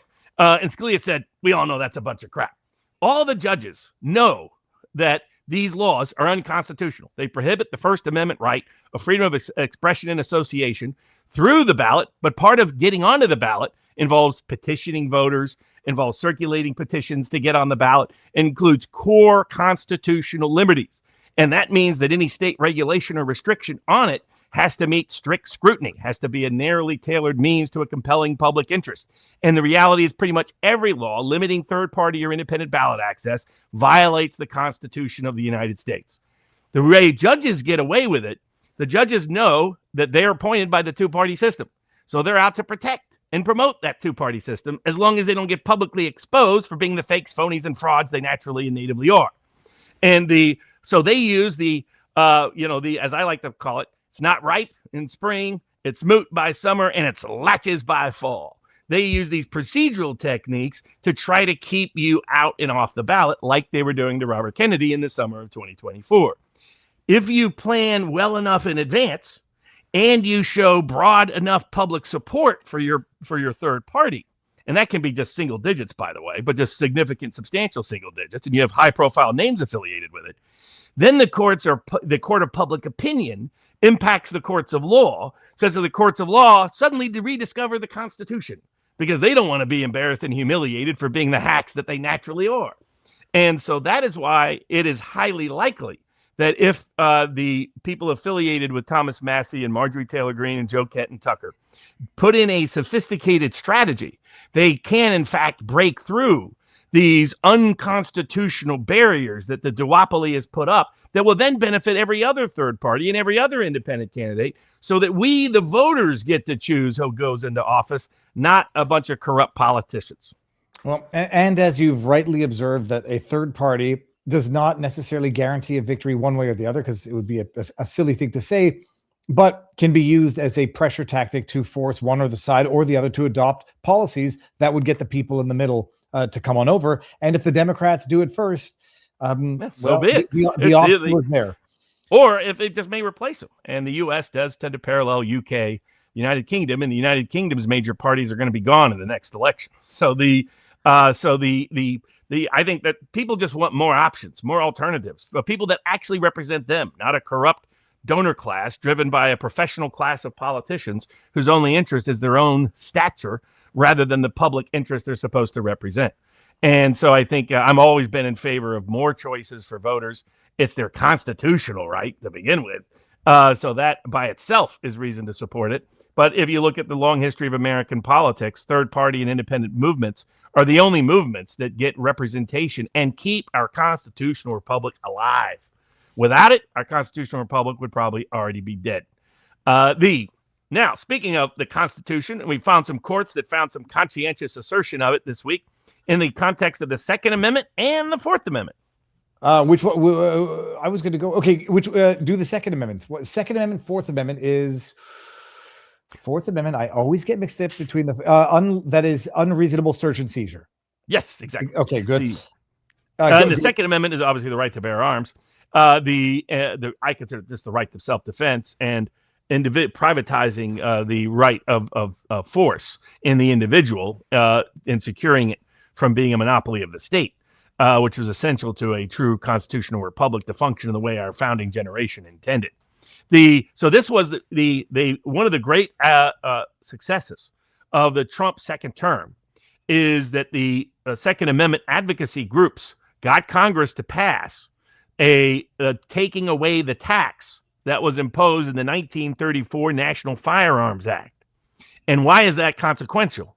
Well, the only thing upholding the constitutionality of that act was the fact that it was just a tax. Remember Obamacare? That's how it got through. Oh, it's just a tax. This private mandate? Somehow it's just a tax?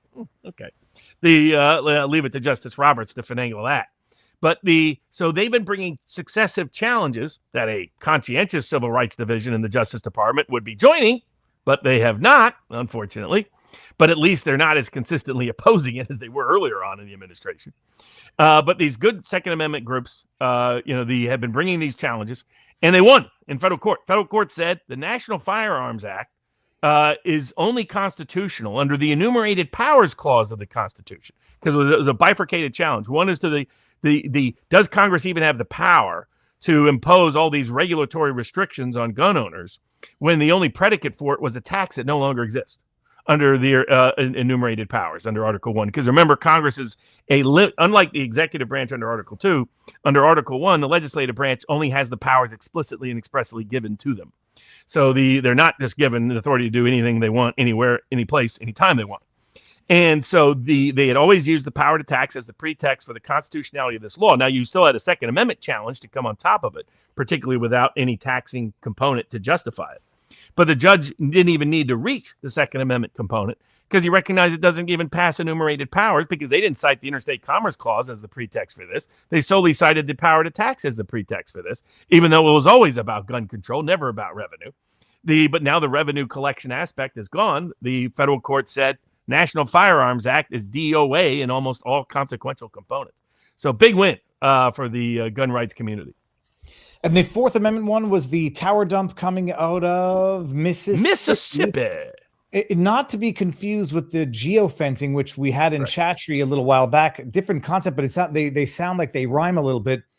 This was the police seeking a tower dump, which is all phone records to every phone that was connected to a specific tower within a certain time frame, because they were investigating a violent crime, which kind of sounds like just, it sounds like it's analogous to geofencing, which is just getting, I don't know, all the data within a certain area.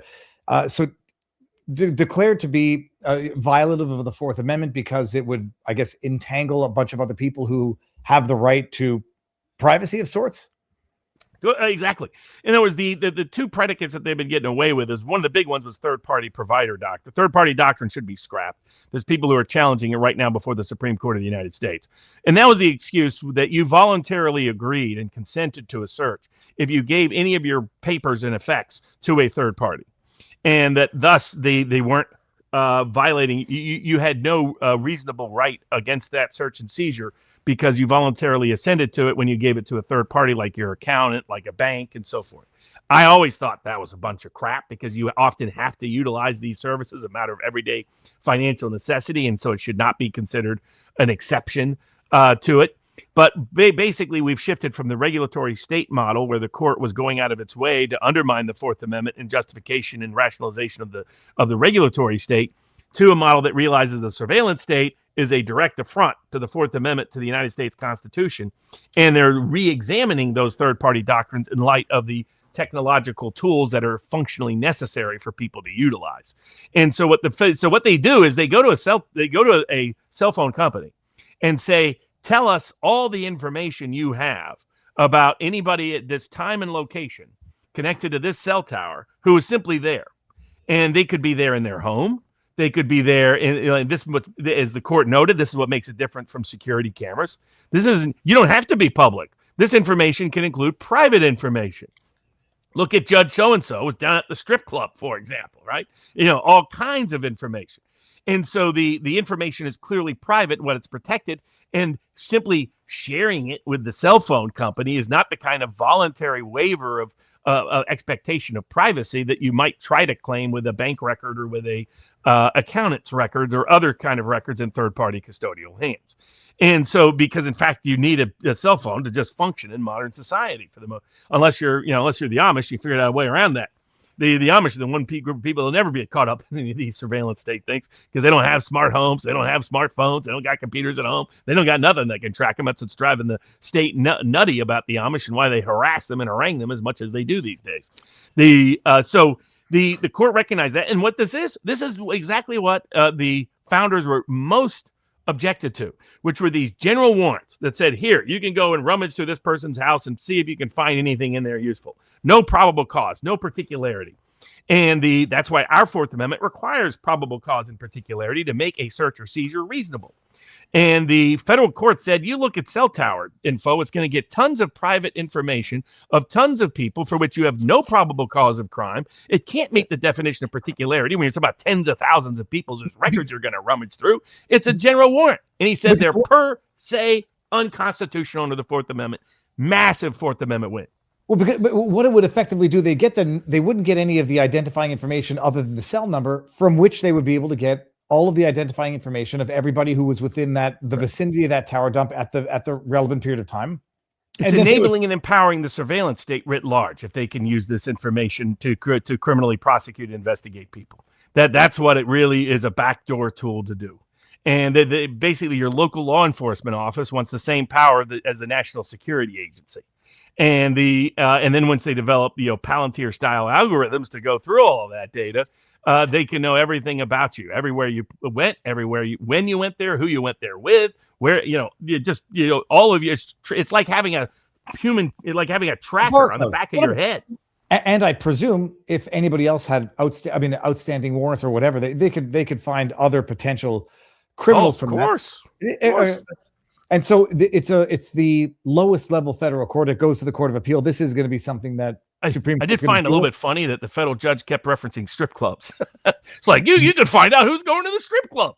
Well, it was a good line that you're not getting access to the entire haystack just because it might contain a needle. I just wonder what are my strip clubs was the main focal. Well, this is Mississippi. Maybe if that's the worst of his places. Yeah. Well, Pastor so-and-so likes to go down to Lacey's strip club at night. Come on, let's not get excessive here. But this does, if Chatry went to the Supreme Court, this goes to the Supreme Court because it's another element of mass gathering of surveillance or data. And I think that if the Fourth Amendment is honored constitutionally, and given where the Supreme Court is trending in its past technologically related cases in the Fourth Amendment context, they're going to effectively rule that these kind of cell tower dumps, geofencing, and the like are invasions of the Fourth Amendment protection that is meant to be in your person and in your property, in your house and in your effects, as the language states under the Fourth Amendment, to prohibit the ability to use the surveillance state's tools and technology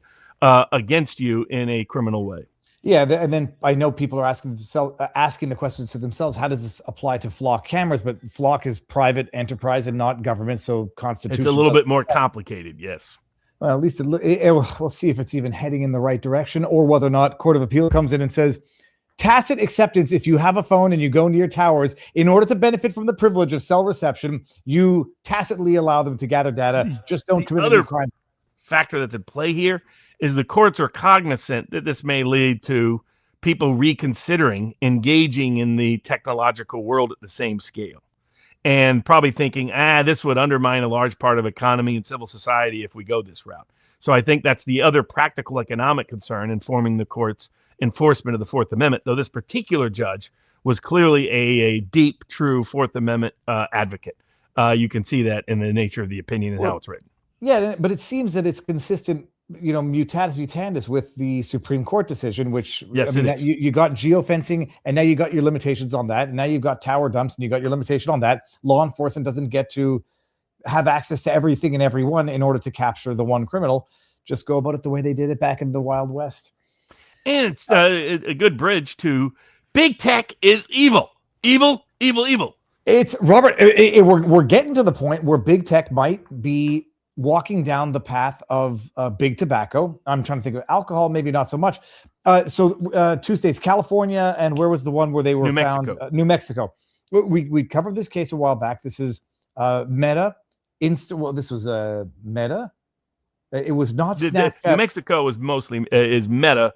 The California case covered a bunch of parties. Well, and this is like I'm going to probably do a dedicated car vlog on this. This is like the most smashing success or the most smashing defeat to Meta that you can possibly imagine. It was a devastating loss in court. They were being sued for the damages for having created a knowingly addictive social media tools for minors under 18. And they were ordered to pay. And not just that. I mean, you notice what else it highlighted. Not only the general mental health harm of minors that they knew they were deliberately causing by the addictive components of their algorithmic manipulation, targeting minors. The other thing to increase the amount of involvement of minors and particular groups connected to minors, I might say, it goes into detail about how Meta facilitated, enabled, incited, encouraged pedophiles and pederasts to get access to children. You couldn't see. Like they're evil. They're just evil. Zuckerberg is the personification of evil. In the same way Bill Gates and Fauci is. Bill Gates is he is the intersection of all things evil.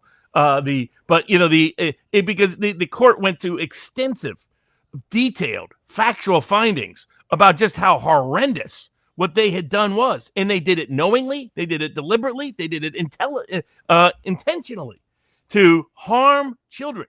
And ultimately, the court concluded that a large part of the mental health crisis that is consuming the Western world, including there in New Mexico in particular, was a direct result of Meta's conduct, of what they have done with their social media apps. And the same logic could apply to other social media apps. So, they basically did a massive meta experiment on children in order to enrich themselves at the great expense of an entire generation of people. And the court concluded correctly, that constitutes a public nuisance. And a public nuisance, they must abate. They must remedy in significant manner. It was unfair practices, public nuisance. It was deliberately creating something that they knew was addictive. They had internal warnings that they knew it was addictive, facilitating via private messaging. Some of the remedies. And they lied about this to parents. They lied about this to kids. They lied about this to the broader public all the way through. Well, the damages are now under $1 billion, but in the hundreds of millions. They've been ordered to pay damages for nuisance. You replicate that around the world. These companies could easily go bankrupt. Well, what's amazing and they is probably should. So I'm just going to get the monetary component, 560 some odd million. Awareness, this is what they have to do on a going forward basis to remedy the public nuisance. They've got to pay $33 million for awareness and prevention, screening assessments, $90 million, referral linkage, $15 million, treatment, $420 million. And then they got injunctive relief going forward.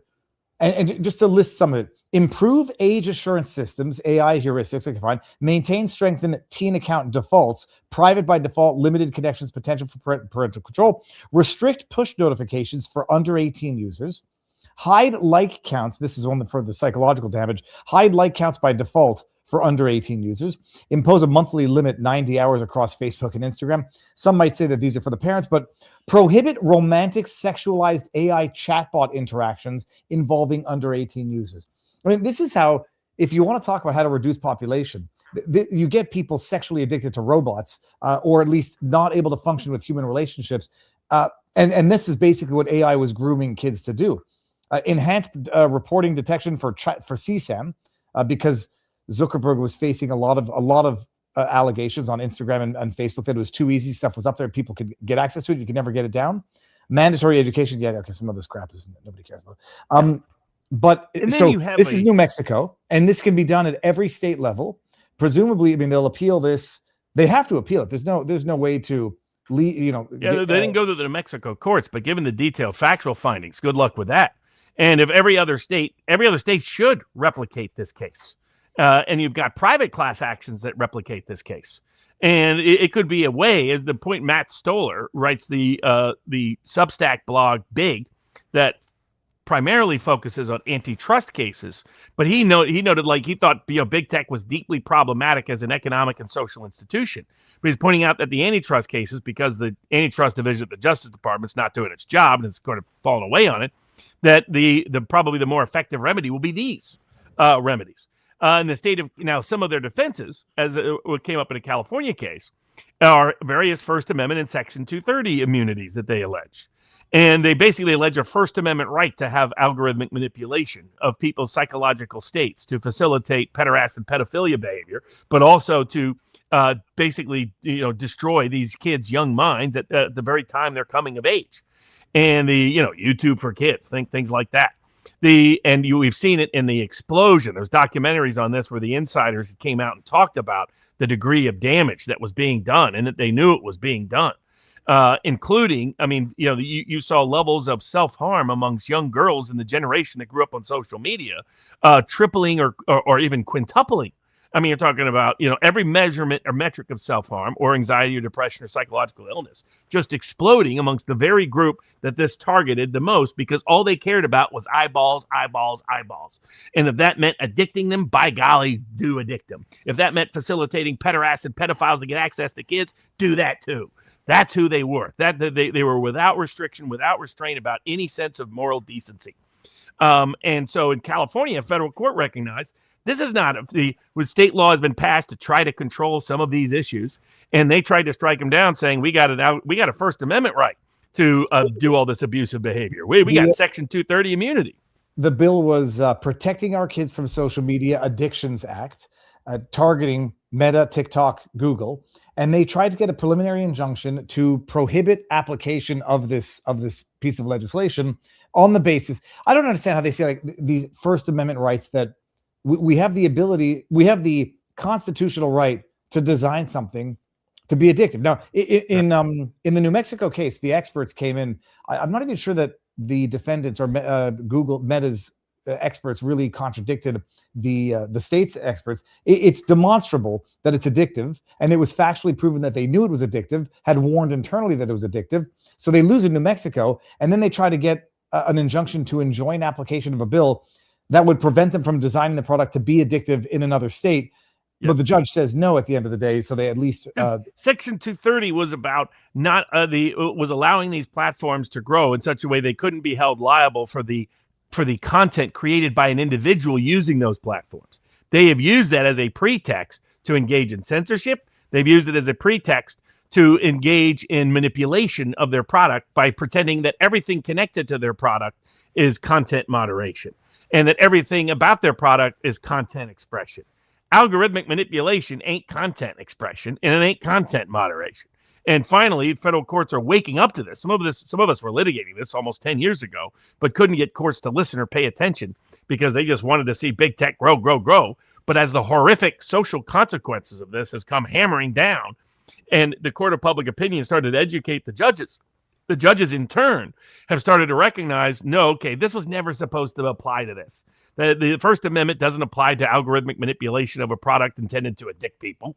And Section 230 was not meant to apply to the algorithmic manipulation to addict people either. And so fortunately, the federal judge recognized that, and they're slowly, steadily losing their immunity in more and more of these kind of cases in such a way that will undermine their ability. This particular one was they're personalizing feeds. They're controlling and manipulating your feed to see what you say. That's where a lot of their censorship and narrative control come in. And so you strip them of the ability to engage in these personalized feeds that are also intended to addict and cause all these other social problems, and psychological problems in the minors that they target. But you also start to preclude their ability to gatekeep and censor and narrative control. It would be great to be able to limit the efficacy of these harmful aspects of these algorithms. Now, they're going to, in order to comply with the legislation, they're going to have to change their algorithms as it relates to under 18. I mean, on the one hand, if they just restrict it to users under 18, I guess people are going to either lie about their age or ask their parents to. I'm trying to think of how you get around this practically speaking. The reality is, in order to do this for minors, you're going to have to do it for everybody, and in terms of practicality. And that's what's so good about it. What it does, it's going to force them to quit using these algorithms to addict people, quit using these algorithms to gatekeep and have narrative control, and to engage in selective censorship by omission of what stories they allow you to see. I mean, this is how you think about it. You go to YouTube. Well, like right now, people go to YouTube. They can't even find your channel in many cases. They can search your channel. They can't find it. I mean, how do they help facilitate, enable that? Through the algorithmic manipulation. It's the reason why Chris Pavlovsky at Rumble was always reluctant to embrace any degree of algorithms, even though it probably impaired the growth of his product, because he didn't want this to ever happen. How YouTube and Google and Facebook and all of them are doing it. I mean, I go to my Facebook feed and I see a bunch of crap that has nothing to do with what I'm following. No, but I guess the question or the concern is now if they just insist on age verification and say we're simply not going to offer. Age verification won't suffice. These kind of laws are much better that prohibit the algorithmic manipulation to begin with, because that's really the issue. They're going to have to proactively now, at least in California, go and change their algorithms. Correct. Exactly. That's the only way to really comply with this law. Huh. Yeah. We'll see how, and failing which I don't know what the penalties are, the provisions for monetary. They probably shouldn't have done a number on everybody's children to such a degree. This is now a bipartisan issue. There's bipartisan consensus that this is causing horrible harm because somebody knows somebody who was harmed by this. It's sort of like how Big Pharma went awry with the COVID vaccine and the lockdowns. Well, I'm convinced it's not exclusively what's behind the whole trans epidemic, but it's certainly the most or the biggest contributing substantially factor. Contributed, no question about it. It creates social contagions, and it rewards that exact type of stuff. It rewards the creators who put out that type of crap, and it recommends it to kids, and it creates its own feedback loop. Yeah. Did you end up like having your kids not have access to it? How'd you end up doing? Like, if I could go back in time, I would go Amish. I would go maybe not full Amish, but I'd go 90% Amish. You can't go 90% Amish when everyone around you is not, and then that's the hard part. I know you just got to move into the Amish community or adapt a partial Amish. But basically, don't give your kids phones. Don't give them social media access until they're 17, until they're 18. Really, it's same. In most states, but I tell you, it's not possible. You can't get a tattoo. How is it you can have your mind mucked around with by playing on Instagram? Well, you try to limit the platforms. When we found out about TikTok, and I remember it was when we came down here. Then you need to have access to the phones because it's a parenting issue. Like, not just a parenting issue. It'll create conflict among friends in terms of alienation. Then it'll translate into relationship issues with kids who won't understand it. So there has to be a way that balances with the prevalent childhood experience. But from our perspective, at least, it's just knowing exactly what and having access to seeing what's going on, so that the communities that did not have access to this, like the Amish here in the United States of America, have not experienced any of these problems. These problems are unique to the population that is tech connected. I don't think you have these problems in China, and it's not to say that You have some of them. Yeah, actually, you do. They've been dealing with the same thing in a different way. But same in Japan, same in Asia. Basically, the key is how much access they have to this technology. That has been the key to whether or not these problems explode or not, of mental health in particular. No, it is something to deal with as a parent in terms of you still deal with anxiety. You do need to know what they're looking at, and you got to get them not to shut you out while you can maintain some sort of supervision. And then we're not particularly good at setting limits. And my kids say, well, you spend your entire day on your phone and computer. It's like, phone and computer for work is different than these apps. It depends on what the point and purpose of it is. I know. What was fascinating in that documentary is that you had people, maybe we'll watch it as a Saturday night movie at vivabarneslaw.locals.com. Is that many of the engineers and the people who designed this wouldn't let their kids use it. The top ones. I mean, they knew it. Yes. But of course, they're already also living in their own silo. So it's not like they're running around a community of kids or public school where you will get alienated. And that alienation among your friends at school will translate into a bad relationship with your parents.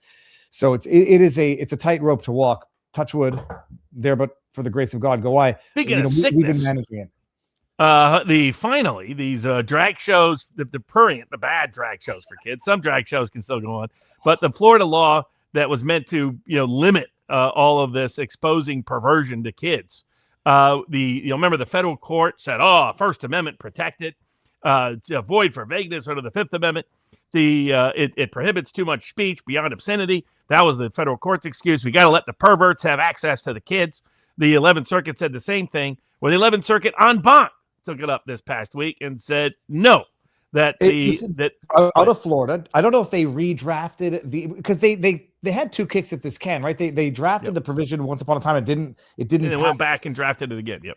So it is a misdemeanor now to knowingly admit a child to, quote, an adult live performance. Applies when a show depicts or simulates specific sexual material or lewd conduct and meets the obscenity style criteria. It appeals to predominantly prurient interests, patently offensive for the age of the child present under statewide adult community standards, and lacks serious literary, artistic, political, scientific value. I love these stupid arguments that all of these idiots try to raise, like, oh, you're gonna ban trying to think of Romeo and Juliet because they're kissing in the book. And like if there's artistic value, historical value, if there's any value, frankly, other than the prurient, disturbed, perverted interest. I'm not going to show, and just everybody knows I'm standing up just to stretch the backs of my legs because they still kill. Robert, it's wild. You never thought you'd get to an age where you have to argue with people about what is a boy, what is a girl, why males should not compete in female sports, and why you shouldn't have drag queens twerking and shaking their ass at story time hour in public libraries.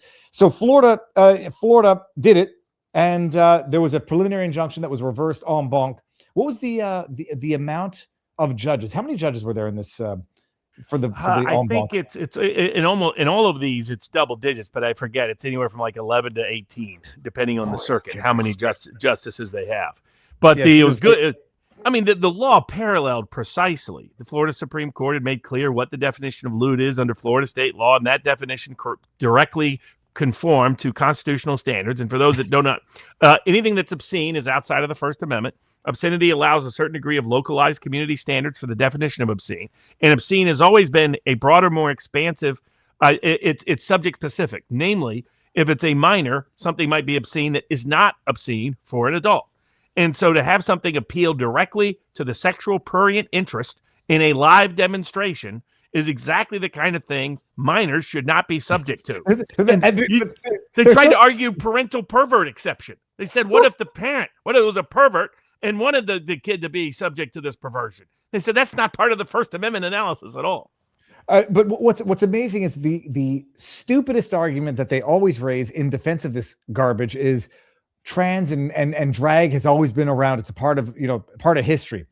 Big effing deal. If you want to read a book on the history of drag queen I don't know, that is different than having the performance itself and forcing these kids, like they did in Canada, like they've done here, to sit down in the laps of or watch drag queens twerk, dance, and grind in the name of tolerance. But Robert, it was 13 judges, 8 in the majority, 5 dissented nonetheless. I mean, that's still quite depressing. Because the Democrats want the perverts to have access to your kids. Which is sad and disturbed, but it's just it's the overwhelming trend amongst the judicial professional class. Not all of them, but the vast majority of them. But speaking of, hold on, no, before you go there, the dissent. Judge Rosenbaum joined 4 judges. I mean, this is I mean, are they? Whoever's summarizing this is trying to get someone in trouble. Judge Rosenbaum, judge of the 4, they disagreed. Dissent characterized the statute as deliberately vague and likely to chill protected drag performances. No, that's what strip clubs are for. That's what adult areas are for. But yeah, they had to, okay. Oh, all right, yeah, so a little bit of sanity out of Florida. Correct. Thankfully, and then we got some sanity out of some other places, including the Southern Poverty Law Center. That is nothing to do with the South and nothing to do with poverty. That was and nothing to do with law. And nothing to do with law. I mean, literally. I mean, you couldn't have a more fake, fraudulent name of an organization that again was founded by a sexual harassing pervert who used to be the lawyer for the Ku Klux Klan and figured out there was a lot more money shaking down old Jewish ladies in New York City pretending to fight the Klan in the South. Well, I could say another one with an equally, backwards name would be the Anti-Defamation League, which actually goes out of its way to defame people. So exactly. The SPLC got indicted by the FBI under the Trump administration. It was one of the maybe a lowercase, maybe even a big W for this administration. Kash Patel did the victory lap. They had a superseding indictment. There were some 11 felony charges, wire fraud, a bunch of other stuff. The SPLC filed. Oh, remind people what they were covering up in the fraud. Well, okay, so allegedly the SPLC was taking funding to basically set up these fake hate. Basically, the SPLC might have organized or orchestrated the Charlotte protest, where they created these scenes money to defeat these race hate organizations, when in fact they were often setting up and creating the race hate organizations or many of their incitement and other activities. They were just compensating their assets to meet their expense needs. They were basically they were funneling their money to get people to do the hate so they could then report on the hate. And they were creating these shell and raise more money for the hate that they helped create. And literally setting up shell corporations where they were receiving monies from donations. They would run it through shell corporations so they could pay it out to these players, these assets, and these agents. Under fake names, fake entities, fake invoices, fake purposes, lies to the banks, lies to the state and federal regulatory authorities connected to those bank activities and financial activities, fake invoices, fake payment, all of it. Fake purpose of those payments, you name it. They got indicted, and they had a superseding indictment with additional charges, and it's still pending. They filed a motion to dismiss for vindictive prosecution. I don't know who else has been in similar situations and not been prosecuted, but their main argument was that the Biden administration chose not to prosecute, and because the new administration chose to prosecute, that somehow shows vindictive prosecution. I guess there was no argument that other similar entities in similar circumstances were not prosecuted, and this was singularly unique. Their argument was that Biden didn't prosecute or ended the investigation, and under the new admin, they picked it up and they charged under I guess what is the same fact pattern. I don't know what the old administration knew. And yeah, bottom line, their motion to dismiss for vindictive prosecution was itself dismissed. They said they didn't. There were some other, you might want to flesh out the more nuanced legal takes, but bottom line, they didn't allege that any public statements indicated any form of malice, that this was motivated by anything else other than a new administration coming in and being within its rights to reopen an investigation. And so they'll go to trial. It's a very, very high standard to meet. I don't favor the fact that that's a very, very high standard to meet. I think it should be a lower evidentiary standard to protect constitutional rights from executive branch abuse. But under this standard, there was no way they were going to meet it. Because what you want to show is that the investigation only came about because somebody wanted to target you for politicized purposes. That it was the old Berea, show me the man and I find you the crime. That's the example of vindictive prosecution. Oh, you just did something I don't like that's constitutionally protected. I want to punish you, and then I start an investigation. The problem they have is this investigation dates all the way back to 2019 under a range of different prosecutors. Their only argument was, hey, the Biden administration covered it up, so why shouldn't the Trump administration cover it up? Turns out that's not a very persuasive argument. But the other problem they have is not only the length of the investigation and the number of prosecutors connected to it in the Middle District of Alabama that they could not show had any animus towards them at all, but was the source of the investigation. The source of the investigation were independent whistleblowers. So they didn't have a case where Trump said, go prosecute him. The prosecutor went and tried to find something and then prosecuted him. It was a case of whistleblowers coming forward saying, here's all the fraud that this organization is committing, and that leading to the investigation, which then led to the indictment. And so the mere fact that people might have politically benefited or profited from this or wanted to pursue it for that reason is inconsequential if it has independent sources, because the basis of the prosecution is not itself political motivation. In the same way, as you point out, normally the way you show selective prosecution, they're alleging here vindictive rather than selective, is that you show, but a way to show vindictive prosecution is to show selectivity, is you show similarly situated organizations that were not similarly prosecuted. They didn't even allege that. That's why they didn't even bring a selective prosecution claim, but it further undermined their vindictive prosecution claim. So there are a lot of my friends of mine on the left are saying this is a clear evidence of vindictive prosecution. And that's solely because the only thing they know about the Southern Poverty Law Center is they really think it's about the South, poverty, or law, when it ain't about any of the three. This is an organization that's been informing and infiltrating and instigating all kinds of violence in order to enrich itself from suckers and saps that donate to them, thinking that's what they're about, for decades, including having connections to putting things into motion that led to the Oklahoma City bombing. That's how far back it goes. Now, finally, because of this indictment, Kash Patel woke up from his long nap and managed that, sometimes when you're drinking a lot on the planes and partying with your girlfriend, that kind of thing can happen. To actually finally remove the Southern Poverty Law Center as a source for potential investigations or other activities, given how corrupted they are. But the Southern Poverty Law Center will, in fact, face trial in Alabama for their long litany and history of criminal activity. It'll be good. LaFrench says, I can't wait for those age verification requirements on social media in the Meadow trial to be used for mass surveillance. Well, we talked about that up in Canada, but you got to. It's really not the age verification components that most of these cases are going. They're saying no more algorithmic manipulation, period. And that's, and by the way, as a policy, for those people out there looking at policy proposals, like the 1776 Law Center is going to, point to the, stopping algorithmic manipulation as the policy solution. Do not take the bait on age verification as the policy solution, because age verification is just a trap for more surveillance state activity. Robert, how many cases do we have left? So we've got 5, 2 of them are smart. So we got the Trump ballroom case. We got the temporary protected status cases. We've got whether ICE can wear masks in New York. And there's a bunch of other cases where that same issue is pending as other states have passed it. And then briefly on how you can tell who's going to win from oral argument just based on the number of words a justice uses, recent survey. And then Catherine Herridge gets a stay of her contempt findings. So that's it for this week. And then the questions from the locals board. Yeah, we'll go. So what do we? Well, let's do one last one here, and then we could do the ice mask or Trump ballroom would be good to do here.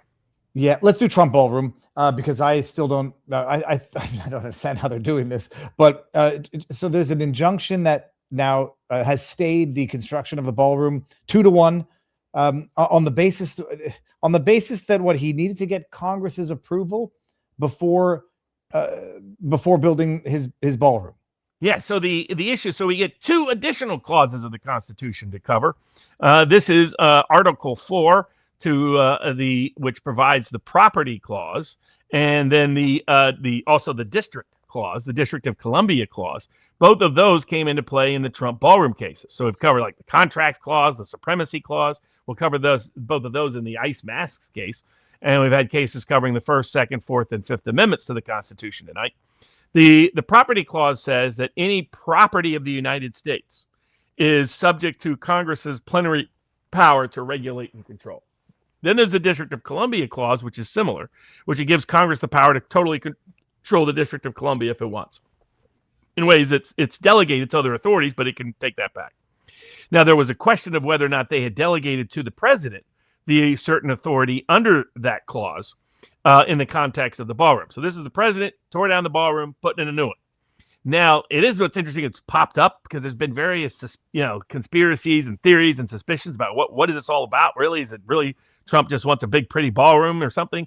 Well, they talked about they're going to redesign it so it has some sort of drone port They've got all these super secure bunkers. They're totally redesigning to like survive all kinds of things. So it sounds like the ballroom is what the public pitch is, but there's something underneath that they're really redesigning the whole White House to be. Yeah, but that's redesigning the White House. Like the pictures that we saw before when the White House was revamped, I forget what year it was in. Like, is it the case then, in order to even upgrade or make substantial modifications of the White House, you'd have to get Congress's approval because this, what is it? It's a federal property. And I'm looking at the thing here. Yeah. So so it is the case that the property clause is very broad, gives only to Congress the authority to make all rules, regulations governing any federal property.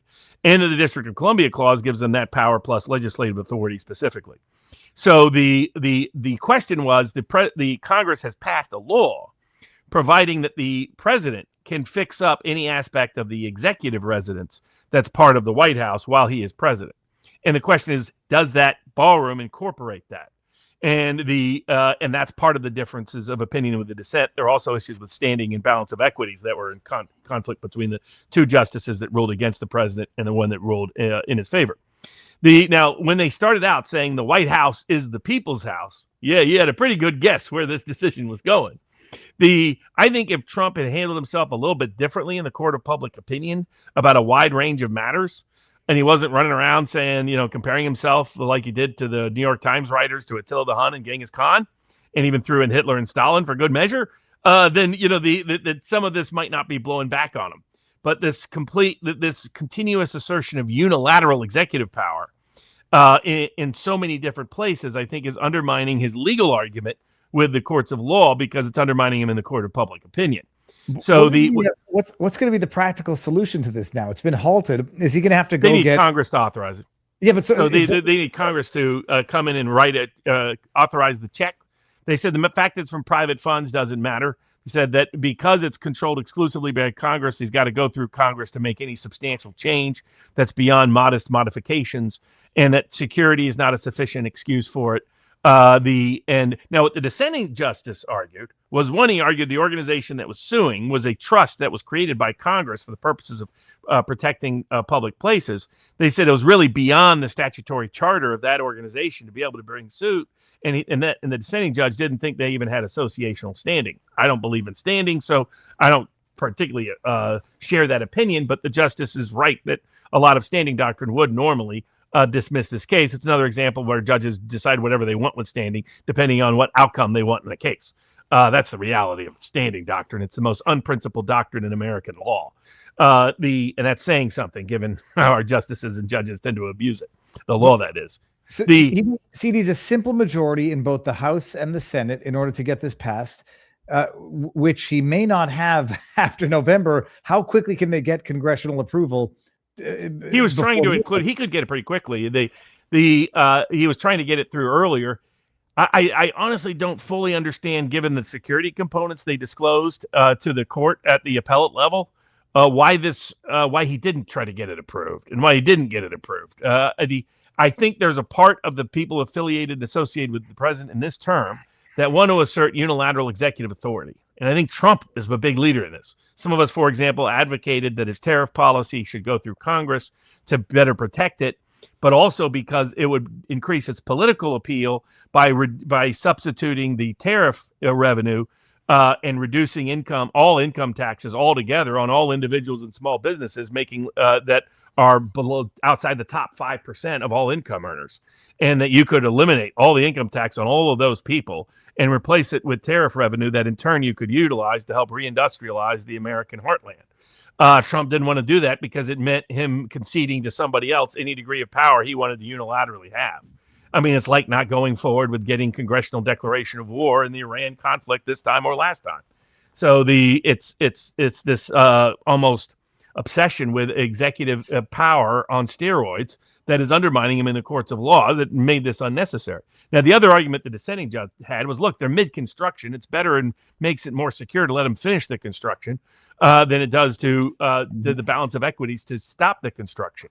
But the majority was unsatisfied with that because they said presumably before they started the construction project, they had mechanisms in place to guarantee security if it were having to stop for any reason or while the construction was ongoing. So it does appear that there's something else going on beyond the ballroom, that really what they're doing is something underneath and drone ports and trying to make this something else. So, there's some other story they haven't gone public with, and maybe that's why they didn't go through the congressional process. But it also appears to be an obsession within parts of the Trump administration in his second term to enhance it, to not want to have any restraint by the legislative branch, by anything in what they do. And they've often gone too far, and it tends to backfire them in ways like this. People, get your butts over to Locals because there's no paywall today, and we're using StreamYard, so it's all going to go over to Locals for the after party. I'm just making sure Viva, BarnesLaw.locals.com. And we're going to go raid. I think we'll raid Timcast. Yeah, we're going to go raid Timcast. He's up there, and we'll see how. Hopefully, we can. Oh, Gavin McInnes is on. Ooh, you're not going to want to miss that. I'm joking. You want to come over to vivabarneslaw.locals.com, but we're going to go raid there. Get all of the questions. Raid / What did I just do here? I screwed it up. /raid, not raid /. And go raid Tim. Robert, what do you have coming up this week? A lot of work. So I'll probably do an interview or two here, there, and elsewhere with like Mario Knopfel and Daniel Davis and maybe some others along the way. But a busy week. But we will have bourbons throughout the week, Tuesday, Wednesday, and Thursday at 9-ish p.m. Eastern time at vivabarneslaw.locals.com. I had a hush-hush last week up about the pirate that's connected to the current conflict to a certain degree involving the Houthis shutting down that particular strait connected to the Red Sea. That the most wanted man in the history of the world, and how he escaped and where he might have escaped to.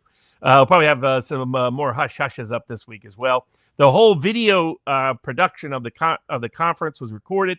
Over the next couple of weeks, we're finishing the editing of that. That will be available on a pay-per-view basis at a cost of 10 cents on the ticket cost. So it'll be about like $99.99, something like that, $99. So everybody can see all of the presentations that was done, and all the net proceeds go to 1776 Law Center. So will be available at vivabarneslaw.locals.com all week. Everyone at CommiTube has a link to Locals. You'll have to register if you don't have an email address, but it will not be for paid supporters only. So any member is going to be welcome. Everyone with a Rumble Premium account who would have been at the after show will get there as well because you already have an account. So that is it. I'll be live tomorrow. I'm going to be. I'll make the announcement tomorrow once I make sure I can do it. Good interview coming up. I don't know if it's live, so it's going to be amazing. So stay tuned for that. All right, people. Ending on YouTube. Bye-bye, YouTube. No, I didn't want to go to YouTube. I want to end it on YouTube. Robert, it's going to take some time. You might want to move